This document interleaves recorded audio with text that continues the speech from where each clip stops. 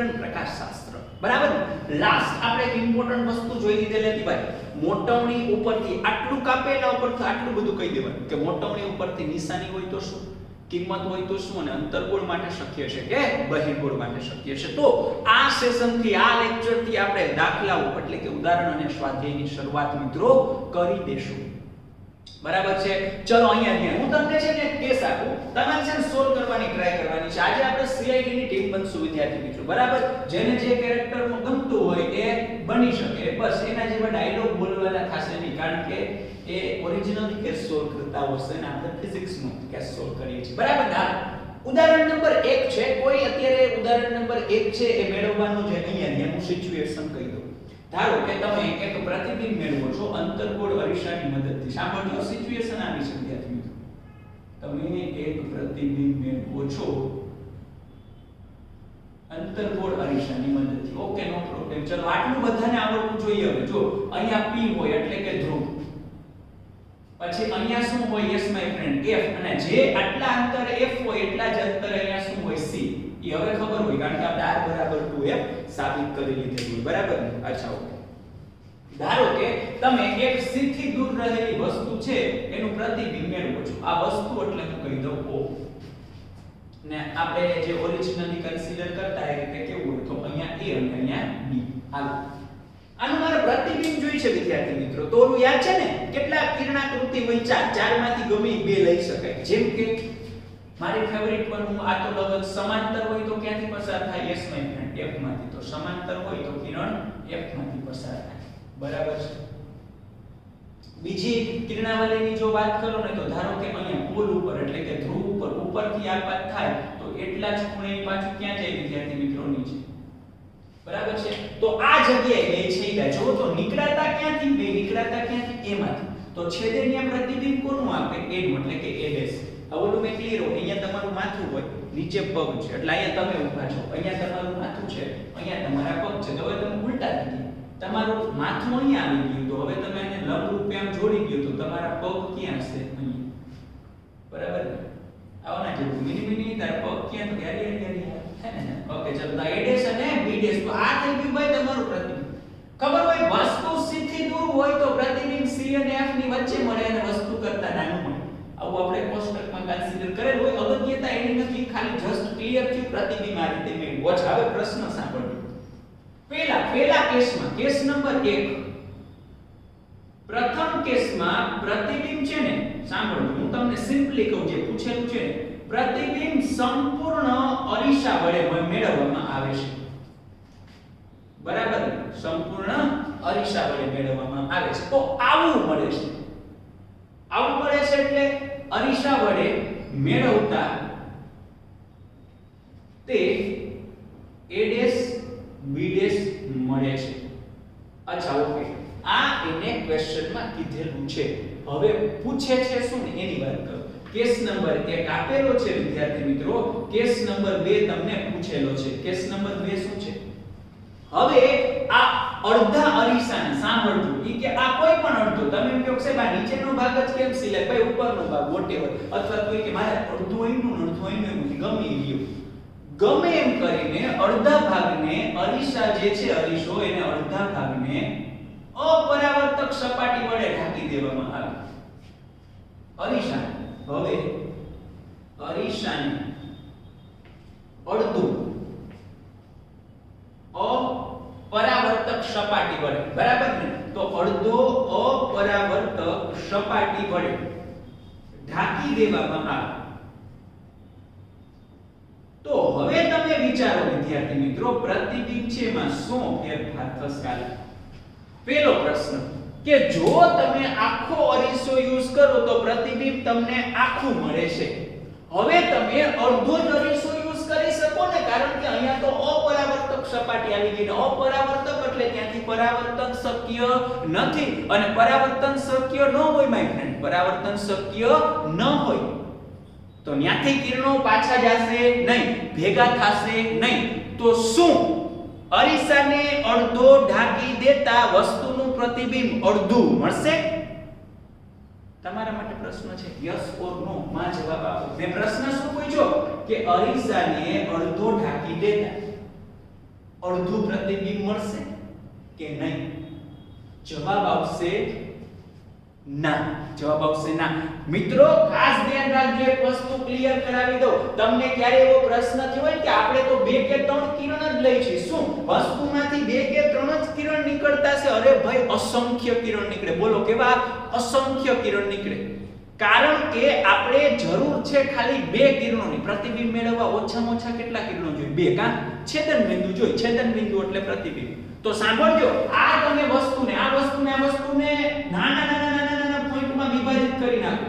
આ પોઈન્ટમાંથી અસંખ્ય કિરણો નીકળે, આ પોઈન્ટમાંથી અસંખ્ય કિરણો નીકળે, આ પોઈન્ટમાંથી અસંખ્ય કિરણો મળે. ધારો કે આ પોઈન્ટમાંથી, સાંભળજો, આ પોઈન્ટ આપણે વાત કરી, આ પોઈન્ટ એમાંથી અસંખ્ય કિરણો નીકળે. પણ આપણે ધ્યાનમાં કેટલા લીધા? 2. કા આપણે જરૂર 2 ની જ હતી, કારણ કે 2 થી આપણે જે પોઈન્ટ છે કઈ જગ્યાએ પ્રતિબિંબ મળી જાય. જોજો હવે એક ખાલી વાક્ય કહીશ એના ઉપરથી જવાબ ક્લિયર થઈ જશે. અહીંથી અસંખ્ય કિરણો નીકળે. થોડાક અહીંયા પાર થયા, થોડાક અહીંયા થયા, થોડાક અહીંયા થયા, થોડાક અહીંયા થયા, થોડાક અહીંયા થયા, થોડાક અહીંયા થયા, થોડાક અહીંયા થયા, બધાય આપાત થઈ પરાવર્તન પામીને આ જ બિંદુએ ભેગા થાય. બધાય કિરણ આ જ બિંદુએ ભેગા થશે, કારણ કે એનું પ્રતિબિંબ તો એ ડેશ આગળ જ મળવાનું છે. અચ્છા, હવે તમે આખો અરીસો હતો, સાંભળજો, આખો અરીસો હતો એઝ એક્ઝામ્પલ, આપણે ખાલી જસ્ટ રેન્ડમલી વાત કરી. આખો અરીસો હતો ને એમાંથી 100 કિરણો નીકળ્યા. કેટલા કિરણો નીકળ્યા? બિંદુ એમાંથી નીકળતા કિરણો કેટલા વિદ્યાર્થી મિત્રો? 100. તો ધારો કે અહીંયા પાછળ, અહીંયા પાછળ, અહીંયા પાછળ, અહીંયા થયા, બધાય પરાવર્તન પામીને ભેગા ક્યાં થયા? એ ડેશ ઉપર. હવે ધારો કે બિંદુ એમાંથી તો 100 જ કિરણો નીકળ્યા. બિંદુ એમાંથી તો 100 જ કિરણો નીકળ્યા. પણ અહીંયા પાછળ, અહીંયા પાછળ, અહીંયા પાછળ, અહીંયા પાછળ, અહીંયા સુધી આપાત થતા કિરણો પરાવર્તન પામીને અહીંયા ભેગા થશે, પણ અહીંથી હવે પરાવર્તન થશે નહીં, કારણ કે સપાટી કેવી છે? અપરાવર્તક. તો માય ફ્રેન્ડ ચેન્જ શું થયો ખબર? તમે એવું નથી કહી શકવાના કે એનું તો પ્રતિબિંબ જ ન મળે. ના ભાઈ ના, એનું પ્રતિબિંબ પહેલાય મળતું હતું પછી એ મળશે, પણ ફેર શું? આખો અરીસો હતો ત્યારે 100 કિરણો વડે એનું પ્રતિબિંબ મળતું હતું, અને અડધો અરીસો છે ત્યારે ખાલી 50 કિરણો વડે એનું પ્રતિબિંબ મળે છે. તો ફેર કેમાં પડશે? એવી તો કઈ રાશિ છે જે પ્રકાશના કિરણો પર આધારિત હોય, કે કિરણો વધારે હોય તો વધારે હોય અને ઓછા હોય તો ઓછી હોય? યસ માય ફ્રેન્ડ, એનું નામ છે તીવ્રતા. કેવીતા? તીવ્રતા એટલે કે ઇન્ટેન્સિટી. તો આનો આન્સર આવશે અહીં. આ કેસમાં પણ અહીં પ્રતિબિંબ સંપૂર્ણ એટલે કે જે પહેલા મળતું હતું એ ડેશ બી ડેશ જ મળશે. એવું કોઈ નહીં કે અડધું થઈ જાય. ના ભાઈ ના, પ્રતિબિંબ પહેલા જેટલું જ મળશે, ફક્ત ચેન્જ હશે. એની તીવ્રતા પહેલા કરતા ઓછી હશે માય ફ્રેન્ડ. આ વસ્તુ ખાસ ધ્યાન રાખજો. ડન? ક્લિયર છે બધાને? તો તમે આખા અરીસા માટે પ્રતિબિંબ મેળવો કે એનાથી આટલા એવા ભાગ માટે મેળવો, પ્રતિબિંબ આખું જ મળે. પ્રતિબિંબ આખું જ મળે, જસ્ટ એની તીવ્રતા ઓછી થાય. હવે તમે ઉદાહરણ નંબર 1 છે એ જોઈ લેજો. આ થિયરી માટે ઇમ્પોર્ટન્ટ નહીં, કન્સેપ્ટ હતો જે મેં સમજાવી દીધો. કન્સેપ્ટ ખાસ ધ્યાનમાં રાખજો. બરાબર છે? ઓકે, ચલો હવે નેક્સ્ટ પણ કન્સિડર કરી આપણે ઉદાહરણ નંબર 2 ની વાત કરીએ. ઉદાહરણ નંબર 2. તો જો આ ઉદાહરણ નંબર 2 માં છે ને એક વસ્તુ સમજવાની છે. હવે આની અંદર કન્સિડર કરો કે એક અંતર્ગોળ અરીસો અવેલેબલ છે તમારી પાસે. ચલો, તો આ તમારી પાસે એક અંતર્ગોળ અરીસો અવેલેબલ છે, નો પ્રોબ્લેમ. ચલો, એની પાસે એક અવેલેબલ છે મુખ્ય અક્ષ. તો આ છે મુખ્ય અક્ષ. આ જે ઉદાહરણ નંબર 2 છે એ પણ થિયરી માટે ઇમ્પોર્ટન્ટ ઓછું કહી શકાય. આમાંથી પણ એક કન્સેપ્ટ સમજવાનો છે, સમજીએ. ચલો, તો ધારો કે આ તમારી પાસે P એટલે કે ધ્રુવ અવેલેબલ છે. રાઈટ? એનાથી જેટલા અંતરે એક પોઈન્ટ એટલે કે F અવેલેબલ હશે એટલા જ અંતરે એક પોઈન્ટ છે એ C. એ આપણે સાબિત કરી દીધું. બરાબર ને? R = 2F એટલે એમાં કોઈને પ્રોબ્લેમ હોય નહીં. હવે જો આ જગ્યાએ F છે, આ જગ્યાએ C છે. ધારો કે આની અંદર એક આપણે મોબાઈલ ફોન રાખવાનો છે. તમે જે મોબાઈલ ફોનમાં આ વિડિયો જોઈ રહ્યા છો એ ધારો કે આપણે અહીંયા મૂકી દઈએ, તો તમને એમ થશે કે મજા જ આવે, જોવો તો નહીં વિડિયો નહીં. ના ના, પણ અત્યારે નહીં, પછી રાખજો. બરાબર ને? તો આ મોબાઈલ ફોન રાખેલો છે આ જગ્યાએ. તો અત્યારે વિચારો, આ મોબાઈલ ફોન છે એને મારે કોઈ પણ બે જ વસ્તુથી રિપ્રેઝન્ટ કરવું હોય તો હું આ બે બિંદુથી કરી શકું. ધારો કે મોબાઈલ ફોનમાં આ જે છેડો છે એને હું A કહી દઉં અને આ જે છેડો અવેલેબલ છે એને હું B કહી દઉં. હવે તમે એવું ભૂલી જાવ કે મોબાઈલ ફોન હતો. હવે આપણે એવું કન્સિડર કરીએ કે અહીંયા એક વસ્તુ આ રાખેલી છે, આટલી ઊભી એક વસ્તુ રાખેલી છે. તો આ જે વસ્તુ છે એનું મારે પ્રતિબિંબ મેળવવું હોય તો ઓછામાં ઓછા કેટલા કિરણ જોઈએ? બે કિરણ તો જોઈએ, તો ફાઇનલ વસ્તુ છે. તો જો એકમાંથી મારું ફેવરિટ વન લઈ લો. જો સમાંતર હોય, સમાંતર તો ક્યાંથી પસાર થશે ભાઈ? F માંથી. આવા સમાંતર હોય તો F માંથી. બરાબર. બીજી વસ્તુની વાત કરીએ, જો કોઈ કિરણ F માંથી નીકળતું હોય તો એ ડેફિનેટલી કેવું હોવું જોઈએ? સમાંતર હોવું જોઈએ. તો જો F માંથી નીકળે તો બીજું જે કિરણ છે ડેફિનેટલી સમાંતર હોવું જોઈએ. એટલે આ બંને જે છેદશે ને ત્યાંનું તમને શું મળી જશે? પ્રતિબિંબ. એવી રીતે વિદ્યાર્થી મિત્રો કન્સિડર કરો, C ઉપર જો કોઈ વસ્તુ રહેલી હોય, C ઉપર, અને C ઉપર રહેલી વસ્તુનું પ્રતિબિંબ મેળવવું હોય તો એમાં પણ એક વસ્તુ કન્સિડર કરવી પડે. અહીંથી એક કિરણ નીકળે એ સમાંતર હોય તો કેમાંથી પસાર થશે? F માંથી. અને ધારો કે આની ઉપરથી કોઈ પણ બીજી કિરણાવલી કન્સિડર કરી લો કે C માંથી નીકળતો હોય, સોરી, પોલ ઉપર આપાત થાય અહીંયા, તો ઉપરથી હોય તો ક્યાં જતું હોય? નીચે. અને ધારો કે મુખ્ય કેન્દ્રમાંથી આપણે પસાર કરવા જાતા હોઈએ તો બરાબર છે, તો મુખ્ય કેન્દ્રમાંથી પસાર થઈને કેવું થઈ જશે? તો કે ભાઈ સમાંતર થઈ જશે. હવે જો મેં પહેલા તમારા સમક્ષ આ જ રીતે આકૃતિ ડ્રો કરવાનો ટ્રાય કરેલો છે. તમને આ ક્વેશ્ચનમાં આકૃતિ ડ્રો કરો એવું પૂછેલું છે. મિસ્ટેક ન થાય, રફ ન કરવી પડે એટલા માટે મેં પહેલા તમારી સમક્ષ ડાયરેક્ટલી આકૃતિ ડ્રો કરવાની ટ્રાય કરી. કોઈ દિવસ આ ક્વેશ્ચન 2 માર્ક્સમાં પૂછાય એક્ઝામમાં તો ડાયરેક્ટલી કિરણાવલી લઈ અને આકૃતિ ડ્રો ન કરવી, કારણ કે તમને પ્રતિબિંબ છે ને વ્યવસ્થિત નહીં મળે. એમાં થોડુંક સેટલમેન્ટ કરવાનું અને પછી આગળ વધવાનું, એટલે તમારે ડાયાગ્રામ છે ને રફ નહીં કરવો પડે. જોજો અત્યારે મેં આમનું રેન્ડમલી કન્સિડર કરી લીધું, કારણ કે આપણે ઓફિશિયલી માપ સાઈઝ લઈને ડ્રો કરતા હોઈએ નહીં, એપ્રોક્સિમેટમાં ચાલતા હોઈએ. તમારે આ ક્વેશ્ચન પૂછાય, આનો આ જ ક્વેશ્ચન ડાયાગ્રામ આ રીતે બનાવો. જો સૌથી પહેલા અંતર્ગોળ અરીસો અવેલેબલ છે આપણી પાસે, નો પ્રોબ્લેમ. ચલો, આ એની મુખ્ય અક્ષ છે. અહીંયા છે P, બરાબર ને? અહીંયા છે F અને અહીંયા છે C. ઓકે, હવે શું કરવાનું છે? તો કે પહેલા મોબાઈલ ફોન તમારો વોટએવર જે સ્ટાઈલનો ડ્રો કરવો હોય એ મોબાઈલ ફોન છે એ અવેલેબલ હોય આપણી પાસે, એટલે અહીંયા કઈ રાખવાનું તો છે નહીં, જસ્ટ ડ્રો કરવાનું છે. ચલો, તો આ એક મોબાઈલ ફોન છે. હવે તમારે એવું વિચારવાનું કે આ જે વસ્તુ રહેલી છે ભાઈ, આ વસ્તુ ક્યાં રહેલી છે? તો કે C ઉપર. અને જે C ઉપર રહેલી વસ્તુ એનું પ્રતિબિંબ હરમેશ ક્યાં મળે? C ઉપર ડેફિનેટલી. અને બીજી વસ્તુ કહીએ ને તો જેટલી હશે વસ્તુ એટલું જ મળશે પ્રતિબિંબ. એટલે પહેલા તમારે શું કરવાનું? પ્રતિબિંબ ડ્રો કરી લેવાના છે અને પછી કિરણાવલી ડ્રો કરવાની છે, એટલે વાંધો આવે નહીં. જેમ કે તમે સમજી શકશો, બંને ડ્રો થઈ જાય પછી અહીંયા વસ્તુ C ઉપર હોય ભાઈ તો પ્રતિબિંબ ક્યાં મળે? C ઉપર. હાલો, જેટલું હોય વસ્તુની ઊંચાઈ એટલી જ હશે પ્રતિબિંબની ઊંચાઈ. હાલો, આટલું કમ્પ્લીટેડ ડન. હવે સેકન્ડ થિંગ, આ વસ્તુ અવેલેબલ ક્યાં છે? તો કે આ વસ્તુ અવેલેબલ છે ભાઈ C અને F ની વચ્ચે. C અને F ની વચ્ચે વસ્તુ અવેલેબલ હોય તો એનું પ્રતિબિંબ ક્યાં મળે? તો કે C થી દૂર. અને વસ્તુ કરતા કેવું મળે? મોટું. પેલું ટેબલ યાદ છે ને? ઓકે, ચલો, તો અહીંયા વસ્તુ અવેલેબલ છે C અને F ની વચ્ચે, તો પ્રતિબિંબ ક્યાંક તમને અહીંયા મળશે. C થી ક્યાં મળશે? દૂર. અને એ જે વોટેવર વસ્તુ અવેલેબલ હતી એના કરતા તો કેવું મળવાનું છે? વધારે મોટું જ મળવાનું છે. હવે તમે ટ્રાય કરો, અહીંયા કોઈ એક કિરણ વિચારો પસાર થાય છે. જોજો, આ વસ્તુ કન્સિડર કરો કે આ વસ્તુ કન્સિડર કરો. સમજાણું ને? હું એમ કહું છું કે આને તમે વસ્તુ લ્યો કે આને તમે વસ્તુ લ્યો, બેયનું પ્રતિબિંબ મેળવવા બે કિરણ તો લેવા જ પડશે. તો હું એમ કહું કે એક કિરણ છે એ સમાંતર આપાત થયું, એ પછી આમાંથી નીકળતું હોય કે આમાંથી? બેયમાંથી. બેયને સમાંતર જ, ટૂંકમાં મુખ્ય અક્ષને સમાંતર જ થયું. હવે એ સમાંતર આપાત થતું કિરણ છે એ આ રીતે આ પસાર થશે, બરાબર? એનો મતલબ સમાંતર હોય તો F માંથી ને. તો હવે તમે જે ઓલરેડી વસ્તુ ડ્રો કરેલી હતી ને એમાં જો અહીંયા પરફેક્ટલી આ જગ્યાએ તમારે મહત્વ આપવાનું, અહીંયા સ્કેલ રાખવાનું, પછી અહીંયા ભલે તમારે થોડો ભાગ રફ કરવો પડે, એનો પ્રોબ્લેમ નથી. અહીંયા પરફેક્ટલી વસ્તુની ઊંચાઈ છે એટલી જ ઊંચાઈ વાળું પ્રતિબિંબ 100% મળવાનું છે. એટલે તમારે પોઈન્ટમાં સ્કેલ એ રીતે સેટ કરવાની કે અહીંયા સુધી લાઈન આવી જાય, પછી અહીંયા થોડોક ભાગ વધે તો રિમૂવ કરી નાખો.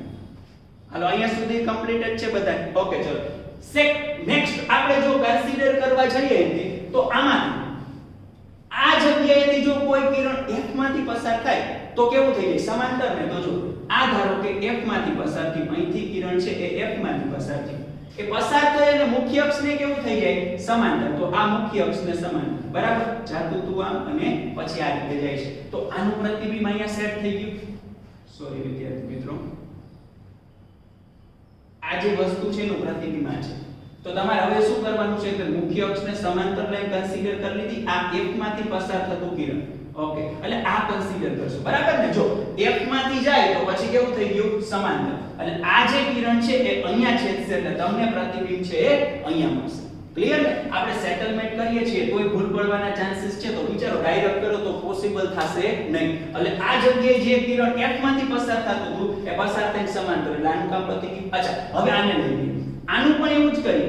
F માંથી પસાર થાય તો પસાર થાય કેવું થવું જોઈએ? સમાંતર. તો તમારે પહેલા શું કરવાનું ખબર? સમાંતર લાઈન ડ્રો કરવી. અચ્છા, આ લાઈન આમ જશે. હવે આ જે કિરણ છે F માંથી પસાર કરો, F માંથી પસાર થઈને અહીંયા ગયું. ડન ને? આ F માંથી જાય તો અહીંયા. તો હવે તમને એ જે પ્રતિબિંબ છે ને કેવું પડ્યું? જોવો તો તમારો મોબાઈલ હતો મસ્ત મસ્ત આવો લંબચોરસ અને મળે છે કઈક આવું.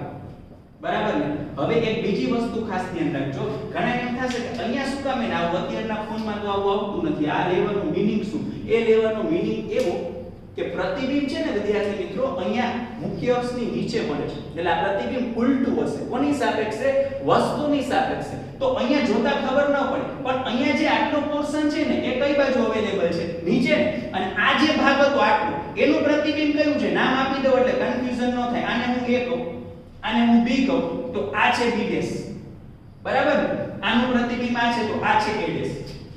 તો હવે અહીંયા A ઉપર હતો, અહીંયા A નીચે છે, તો અહીંયા આ પોર્શન નીચેની સાઈડ હશે તો અહીંયા એ પોર્શન ઉપરની સાઈડ હશે. ક્લિયર? એટલે એ જોતા ખબર પડે કે એ જે વોટેવર મોબાઈલ હતો એનું પ્રતિબિંબ કેવું મળે છે? ઉલટું મળે છે. હવે જો આ જગ્યાએ જોવો ને તો અહીંયા પરફેક્ટલી આખું પ્રતિબિંબ નથી મળતું, આવું પ્રતિબિંબ મળે છે. તો આને જે પ્રતિબિંબ છે ને વ્યવસ્થિત ન મળતું હોવાથી એને એવું કહી શકાય કે પ્રતિબિંબની અંદર વિકૃતિ રહેલી છે. પ્રતિબિંબ છે પરફેક્ટલી સ્પષ્ટ દેખાતું નથી, પ્રતિબિંબ અસ્પષ્ટ મળે છે, મતલબ એની અંદર વિકૃતિ રહેલી છે. આ શબ્દ મેં એટલે અહીંયા યુઝ કરેલો છે. તમને ક્વેશ્ચનમાં એવું પૂછેલું છે કે અહીં પ્રતિબિંબમાં જે પણ વિકૃતિ મળશે એ મોબાઈલના સ્થાન પર આધારિત છે કે નહીં.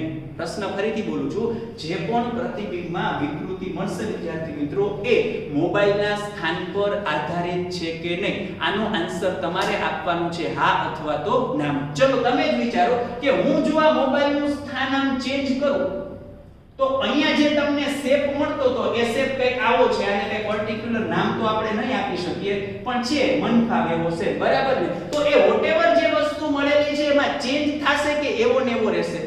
ડેફિનેટલી આન્સર આવશે ચેન્જ થશે. શું કામ? એને તમને ખબર જ છે કે ભાઈ જો આપણે બે વસ્તુને કન્સિડર કરીએ અહીંયા, ધારો કે તમારી વસ્તુ જો અનંત અંતરે હોય તો પ્રતિબિંબ ક્યાં મળશે? F ઉપર. હવે ધારો કે વસ્તુ જેમ જેમ નજીક આવશે, ધારો કે C થી દૂર હોય તો પ્રતિબિંબ મળે C અને F ની વચ્ચે. C ઉપર હોય તો એક્ઝેક્ટલી C. વસ્તુ C અને F ની હોય તો પ્રતિબિંબ ક્યાં મળશે? C થી દૂર. આ F ઉપર હોય તો આ અનંત અંતરે, અને આ F અને P ની વચ્ચે હોય તો અરીસાની પાછળ. મતલબ જેમ જેમ મોબાઈલ ચેન્જ થશે આ બંને વસ્તુના સ્થાન તો ચેન્જ જ થશે ને. આ ક્યાંક C ઉપર આવે, F ઉપર આવે, વોટેવર. તો કંઈક અહીંયા ચેન્જ કરવાથી કંઈક અહીંયા ચેન્જ મળશે અને મળશે. તો એનો મતલબ અહીંયા જે મોબાઈલની અંદર જે પ્રતિબિંબમાં વિકૃતિ મળે છે એ જે મોબાઈલનું સ્થાન છે એના ઉપર આધારિત છે. શું કામ? એને તો કે ભાઈ મોબાઈલને સ્લાઇટલી, જો એક સિમ્પલ એક્ઝામ્પલ આપું, આ મોબાઈલને સ્લાઇટલી તમે આમ પાછળ લઈ જાઓ. આ જે મોબાઈલ રાખેલો તો ફરીથી કહું આટલો પોર્શન છે જોજો. આ મોબાઈલને તમે સ્લાઇટલી આમ પાછળની સાઈડ લઈ જાઓ તો આ છેડો નો ડાઉટ C અને F ની વચ્ચે, તો એનું પ્રતિબિંબ તો C થી દૂર જ મળે. પણ હવે આ છેડો ક્યાં આવી ગયો? તો કે C થી દૂર. તો હવે એનું પ્રતિબિંબ ક્યાં મળશે? તો કે C અને F ની વચ્ચે. તો આ પોર્શન થોડોક આ બાજુ આવી જશે તો ડેફિનેટલી જે વિકૃતિ મળતી હતી એમાં ચેન્જ થવાનું છે. ડન? આ પણ મેં કીધું એમ જો આ ડ્રો કરવાનું છે ને એટલે 2 માર્ક્સમાં થોડુંક ઇમ્પોર્ટન્ટ, અને ડ્રો કરવામાં ખાસ ધ્યાન રાખવાનું. ફરીથી સ્ટેપ યાદ કરાવી દો. ડ્રો કરવામાં શું ધ્યાન રાખવાનું? જો ડાયરેક્ટ જાશો તો ભેગું થશે નહીં. એટલા માટે પહેલા મોબાઈલ ડ્રો કરવાનો. C ઉપર હોવાથી C ઉપર, C અને F ની વચ્ચે હોવાથી C થી દૂર. પછી એક કોમન કિરણ લઈ લેવાનું કે આ આમાંથીની સમાંતર અને આમાંથીની સમાંતર. એટલે તમે આમ જાશો એટલે 2 પોઈન્ટ મળશે. એક અહીંયા B' અને એક અહીંયા A'. હવે શું કરવાનું? તો કે આ જે 2 પોઈન્ટ મળ્યા ને એમાંથી તમે સમાંતર લાઈન આમ ખેંચી લો. બરાબર? પછી અહીંયા જે પોઈન્ટ મળે એમાંથી એક અહીંથી પસાર થયું ને અહીંથી પસાર થઈ ગયું, મતલબ F માંથી હોય તો સમાંતર. એટલે રિવર્સમાં આવવાનું. ટૂંકમાં હું એવું કહેવા માંગુ છું, કિરણો ઉપરથી ઇમેજ આમાં ન લેતા ઇમેજ ઉપરથી કિરણો લેજો તો સુખી થશો, વાંધો આવશે નહીં, બરાબર. બાકી 2 માર્ક માટે જે ટાઈમ આપવાનો છે એના કરતા તમે બહુ વધારે આપી દેશો તો પછી તકલીફ પડશે, એવું ન પડે એના માટે આટલું કરવું હિતાવહ છે. હાલો અહીંયા સુધી કમ્પ્લીટેડ છે બધા. ઓકે, તો આ આપણી વાત થઈ ગઈ ઉદાહરણ નંબર 1 ની અને વાત થઈ ગઈ ઉદાહરણ નંબર 2.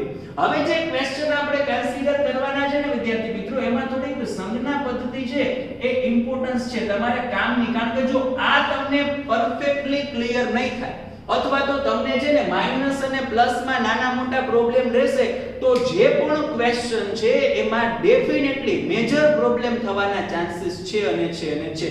ઓલરેડી આપણે થોડોક પાર્ટ અગાઉ રિપ્લેસ કરી લીધેલો તો આ જે પણ થિયરી છે એને, બરાબર. પણ અત્યારે હું પાછું રિપીટ કરાવીશ કારણ કે ઉદાહરણ નંબર 1 અને 2 તો સિમ્પલ હતા, કન્સેપ્ચ્યુઅલ ગણતરી નહોતી. હવે જે વસ્તુ સ્ટાર્ટ થવાની છે એમાં ગણતરી આવશે. એટલે ક્યારે કઈ વસ્તુ માઈનસ લેવી અને ક્યારે કઈ વસ્તુ પ્લસ લેવી એ અગત્યની છે. હું તમને આ લેક્ચરમાં થોડાક ક્વેશ્ચન છે પૂછીને જઈશ, એનું સોલ્યુશન તમારે છે એ મેળવવાનું રહેશે અને નેક્સ્ટ ની અંદર આપણે એની ચર્ચા કરશું.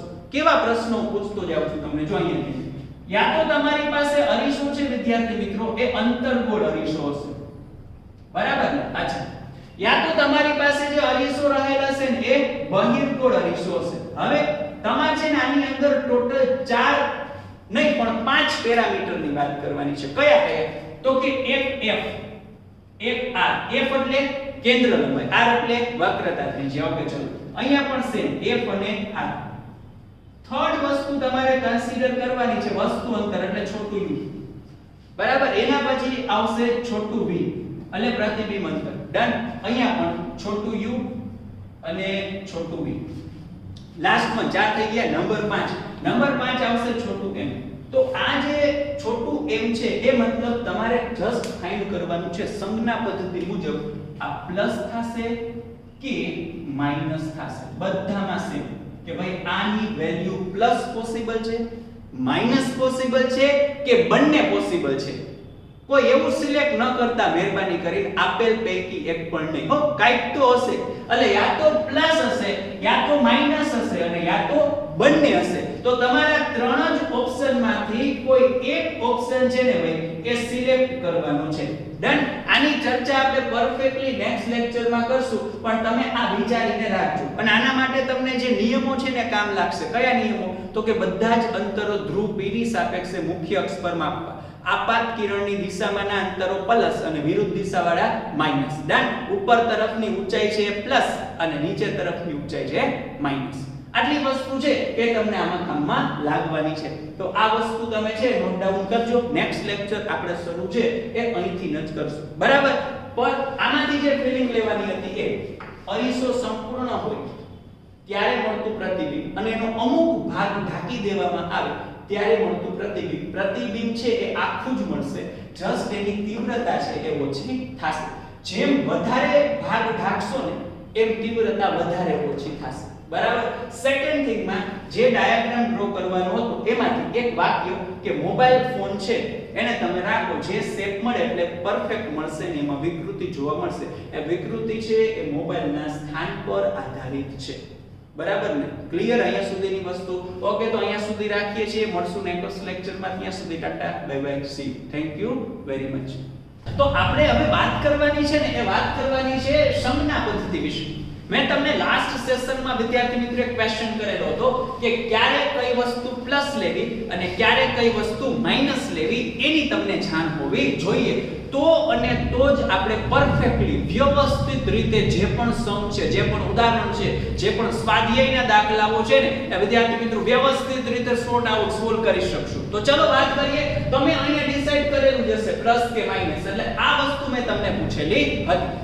તો આવો શરૂ કરીએ સંજ્ઞા પદ્ધતિ વિશેની ડિટેલિંગ નોટ. હવે જો અહીંયા ધ્યાન બધાનું આપણે આ જે વસ્તુ છે એને એઝ એ નોટ રાખશું વિદ્યાર્થી મિત્રો. અને હવે જે સેશન શરૂ થવાનું છે એના માટે ધી બેસ્ટ અને ઇમ્પોર્ટન્ટ કહી શકાય આ આખા ચેપ્ટરમાં કામ આવવાનું છે. ખાસ ધ્યાન રાખજો, બરાબર. જો એના માટે છે ને આપણે બે રીતે જઈએ અલગ અલગ. જેમ કે યા તો તમારી પાસે વિદ્યાર્થી મિત્રો અરીસો કયો હોવાની શક્યતા છે? તો કે અંતર્ગોળ અરીસો હોવાની શક્યતા છે, બરાબર. અને યા તો તમારી પાસે જે પણ અરીસો હોવાની શક્યતા છે એ કઈ હોવાની શક્યતા કેટલા છે તો કે બહિર્ગોળ અરીસા. હું તમને અત્યારે થોડુંક મારી સ્ટાઇલ વિશે જણાવી દઉં. જે પણ આ ચેપ્ટરના સમ સોલ્વ કરશો પહેલી વખત રકમ રીડ કરવાની, પહેલી વખત રકમ વાંચીને એટલું જ ડિસાઈડ કરવાનું અરીસો અંતર્ગોળ છે કે બહિર્ગોળ, બાકી કઈ વિચારશું જ નહીં. એટલે પહેલો તો આ જ સ્ટેપ આવશે, અંતર્ગોળ હોય કે બહિર્ગોળ. ચલો બીજો પ્રશ્ન તમારા માટે. આ તમારી સમક્ષ જે પણ અરીસો છે આ કયો છે? વેરી ગુડ, એકય નથી. યાદ છે તમને? આને એક બાજુથી રફ કરવો પડે. હવે અંદરની સપાટી પરાવર્તક, તો હવે અરીસો કયો થશે? અંતર્ગોળ. Very good. ચલો આ અરીસો હજી કહેવાય નહીં. આની હું જો આ સપાટી રફ કરી દઉં તો બહારની સપાટી પરાવર્તક એટલે બહિર્ગોળ. ઓકે ચલો હવે જોજો એક મિનિટ. અહીં આ મુખ્ય અક્ષ છે, આ પણ અરીસાની મુખ્ય અક્ષ છે, બરાબર છે? ઓકે ચલો હવે જોજો આ જગ્યાએ P હોય, આ જગ્યાએ F હોય અને આ જગ્યાએ C હોય, બરાબર છે? આ જગ્યાએ P હોય, આ જગ્યાએ F હોય અને આ જગ્યાએ C હોય, બરાબર? અચ્છા આ જગ્યાએ તમે મને કહો, હવે તમને બધું યાદ રહી ગયું ને? આપણે સિમ્પલી જે કન્સિડર કરેલું હતું એ ભાઈ હજી એક વખત અહીંયા તમને એ વસ્તુ છે એ આપી દઉં કે અહીંયા પ્રતિબિંબ મળવાના ચાન્સીસ કેવા? તો કે જો ખાસ ધ્યાન રાખજો. એઝ એક્ઝામ્પલ હું તમને એમ કહું કે વસ્તુ તમારી અહીંયા હોય, તો કે વસ્તુ ધારો કે C થી દૂર હોય તો પ્રતિબિંબ હકીકતમાં C અને F ની વચ્ચે મળે. અને જો તમારી વસ્તુ અહીંયા હોત ને F અને P ની વચ્ચે, તો પ્રતિબિંબ છે એ અરીસાની પાછળ મળે.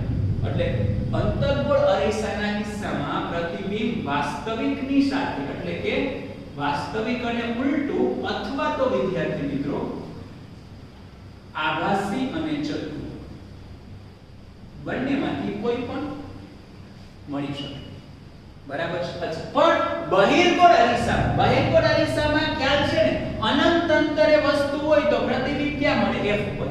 યાદ રાખજો, અનંત અંતરે વસ્તુ હોય તો પ્રતિબિંબ ક્યાં મળે? F ઉપર. અને જેમ વસ્તુ અરીસાની નજીક આવે પ્રતિબિંબ મળે P અને F ની વચ્ચે. એટલે તમે એવું કહી શકો અનંત સિવાય કોઈ પણ જગ્યાએ વસ્તુ હોય તો પ્રતિબિંબ હંમેશા P અને F ની વચ્ચે જ મળશે. એની વસ્તુ કરતા હર હંમેશ કેવું હશે? નાનું જ હશે. એ પણ આપણે જોઈ ગયા પહેલા કોષ્ટકની મદદથી, બરાબર ને? તો અહીંયા એક જ ચાન્સીસ છે, આભાસી અને ચતુર. બસ that's it.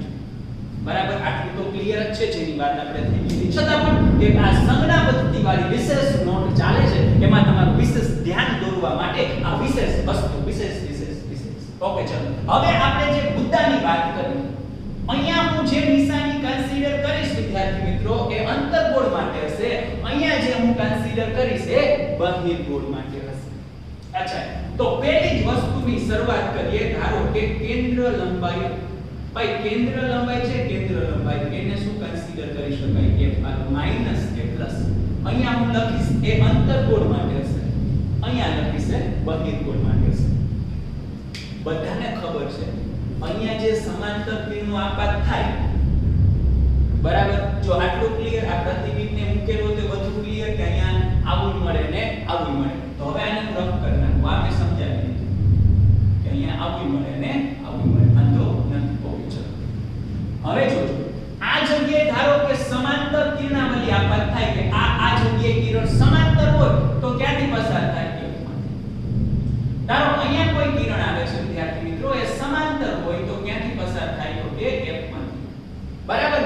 સમાંતર આપાત થતા કિરણો અરીસાની વક્ર સપાટી પરથી પરાવર્તિત પામીને જે બિંદુએ કેન્દ્રિત થતા હોય અથવા તો વિકેન્દ્રિત થતા હોય. વિકેન્દ્રિતનો મીનિંગ શું થાય?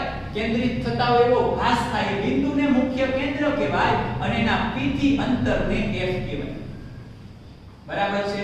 ઓકે ચલો અહીંયા શું થશે તો કે ધારો કે કોઈ સમાંતર કિરણ હોય એકમાંથી પસાર ન થાય ભાઈ, અરીસાની અંદર તો કઈ જવાનું નથી, તો હકીકતમાં તેનું પરાવર્તન આમ થયું, બરાબર છે? અહીંયા કોઈ પરાવર્તન સમાંતર કિરણ આવે તો એ થાય પસાર એકમાંથી, પણ એ કઈ એકમાં જાય નહીં, પણ આ પાછળની સાઈડ તમે ખેંચો. તો સમાંતર હોય તો વિદ્યાર્થી મિત્રો આમ જાય, બેયને અહીંયા તો ભેગા થવાના નથી, તો તમે પાછળની સાઈડ ખેંચો ને તો હકીકતમાં ભેગા થતા નથી, ભેગા થતા હોય એવો ભાસ થાય. એટલે તો મુખ્ય કેન્દ્રની વ્યાખ્યામાં શું કીધું છે? સમાંતર આપાત થતા કિરણો અરીસાની સપાટી પરથી પરાવર્તન પામીને જે બિંદુએ કેન્દ્રિત હકીકતમાં થતા હોય અથવા તો કેન્દ્રિત થતા હોય એવો ભાસ થતો હોય બિંદુને તે અરીસાનું મુખ્ય કેન્દ્ર કહે છે અને એના ધ્રુવથી અંતરને તેની કેન્દ્ર લંબાઈ કહે છે. આ જગ્યાએ કેન્દ્ર લંબાઈ છે, આ જગ્યાએ કેન્દ્ર લંબાઈની વાત કરવામાં આવે તો જો માપવાની પીથી, હા બોલજો માપવાની પીથી, હું તમને એમ કહું ને અહીંયા આપાત કિરણ ક્યાં છે? આમ આપાત કિરણની દિશા છે તો કે અહીંયા સંપૂર્ણ જગ્યાએ આપાત કિરણની દિશા આ બાજુ છે. અહીંયા આપાત કિરણ કામ જ આવે છે. આ જે છે એ છે આપાત કિરણની દિશા. વાળા અંતરો પ્લસ વિરુદ્ધ વાળા માઈનસ. જો તો મારે આ f માપવું હોય તો માપવાનું ક્યાંથી? p થી માપવામાં જાવું પડે આમ, આપાત કિરણ છે આમ જાવું પડે આમ, એટલે f આના માટે માઈનસ. અહીંયા મારે f માપવું હોય p થી, ભાઈ p થી માપવાનું હંમેશા જાવાનું ક્યાં? આમ. ક્લિયર ને? p થી f માપવા અહીંયા આમ જાવાનું, તો આપાત કિરણની દિશા આમ જાવાનું આમ, તો પછી અહીંયા જે પણ મને f મળશે એ મળશે કે પ્લસ. હાલો ક્લિયર છે, બધાને ડન છે, કમ્પ્લીટેડ છે, વેરી ગુડ. ચલો હવે c અને p વચ્ચેનું અંતર r કહેવાય તો અહીંયા r આ બાજુ મળશે, અહીંયા p અને c વચ્ચેનું અંતર r કહેવાય તો અહીંયા r આ બાજુ મળશે. હાલો ડન છે, ક્લિયર છે બધાને? બરાબર, ઓકે. ચલો હવે આ જે બે વસ્તુ છે ઓકે જોઈએ r કમ્પ્લીટેડ. હવે જો મારે અહીંયા r માપવું હોય, r ને કહેવાય શું ભાઈ? યસ માય ફ્રેન્ડ, વક્રતા ત્રિજ્યા એટલે કે કેપિટલ R.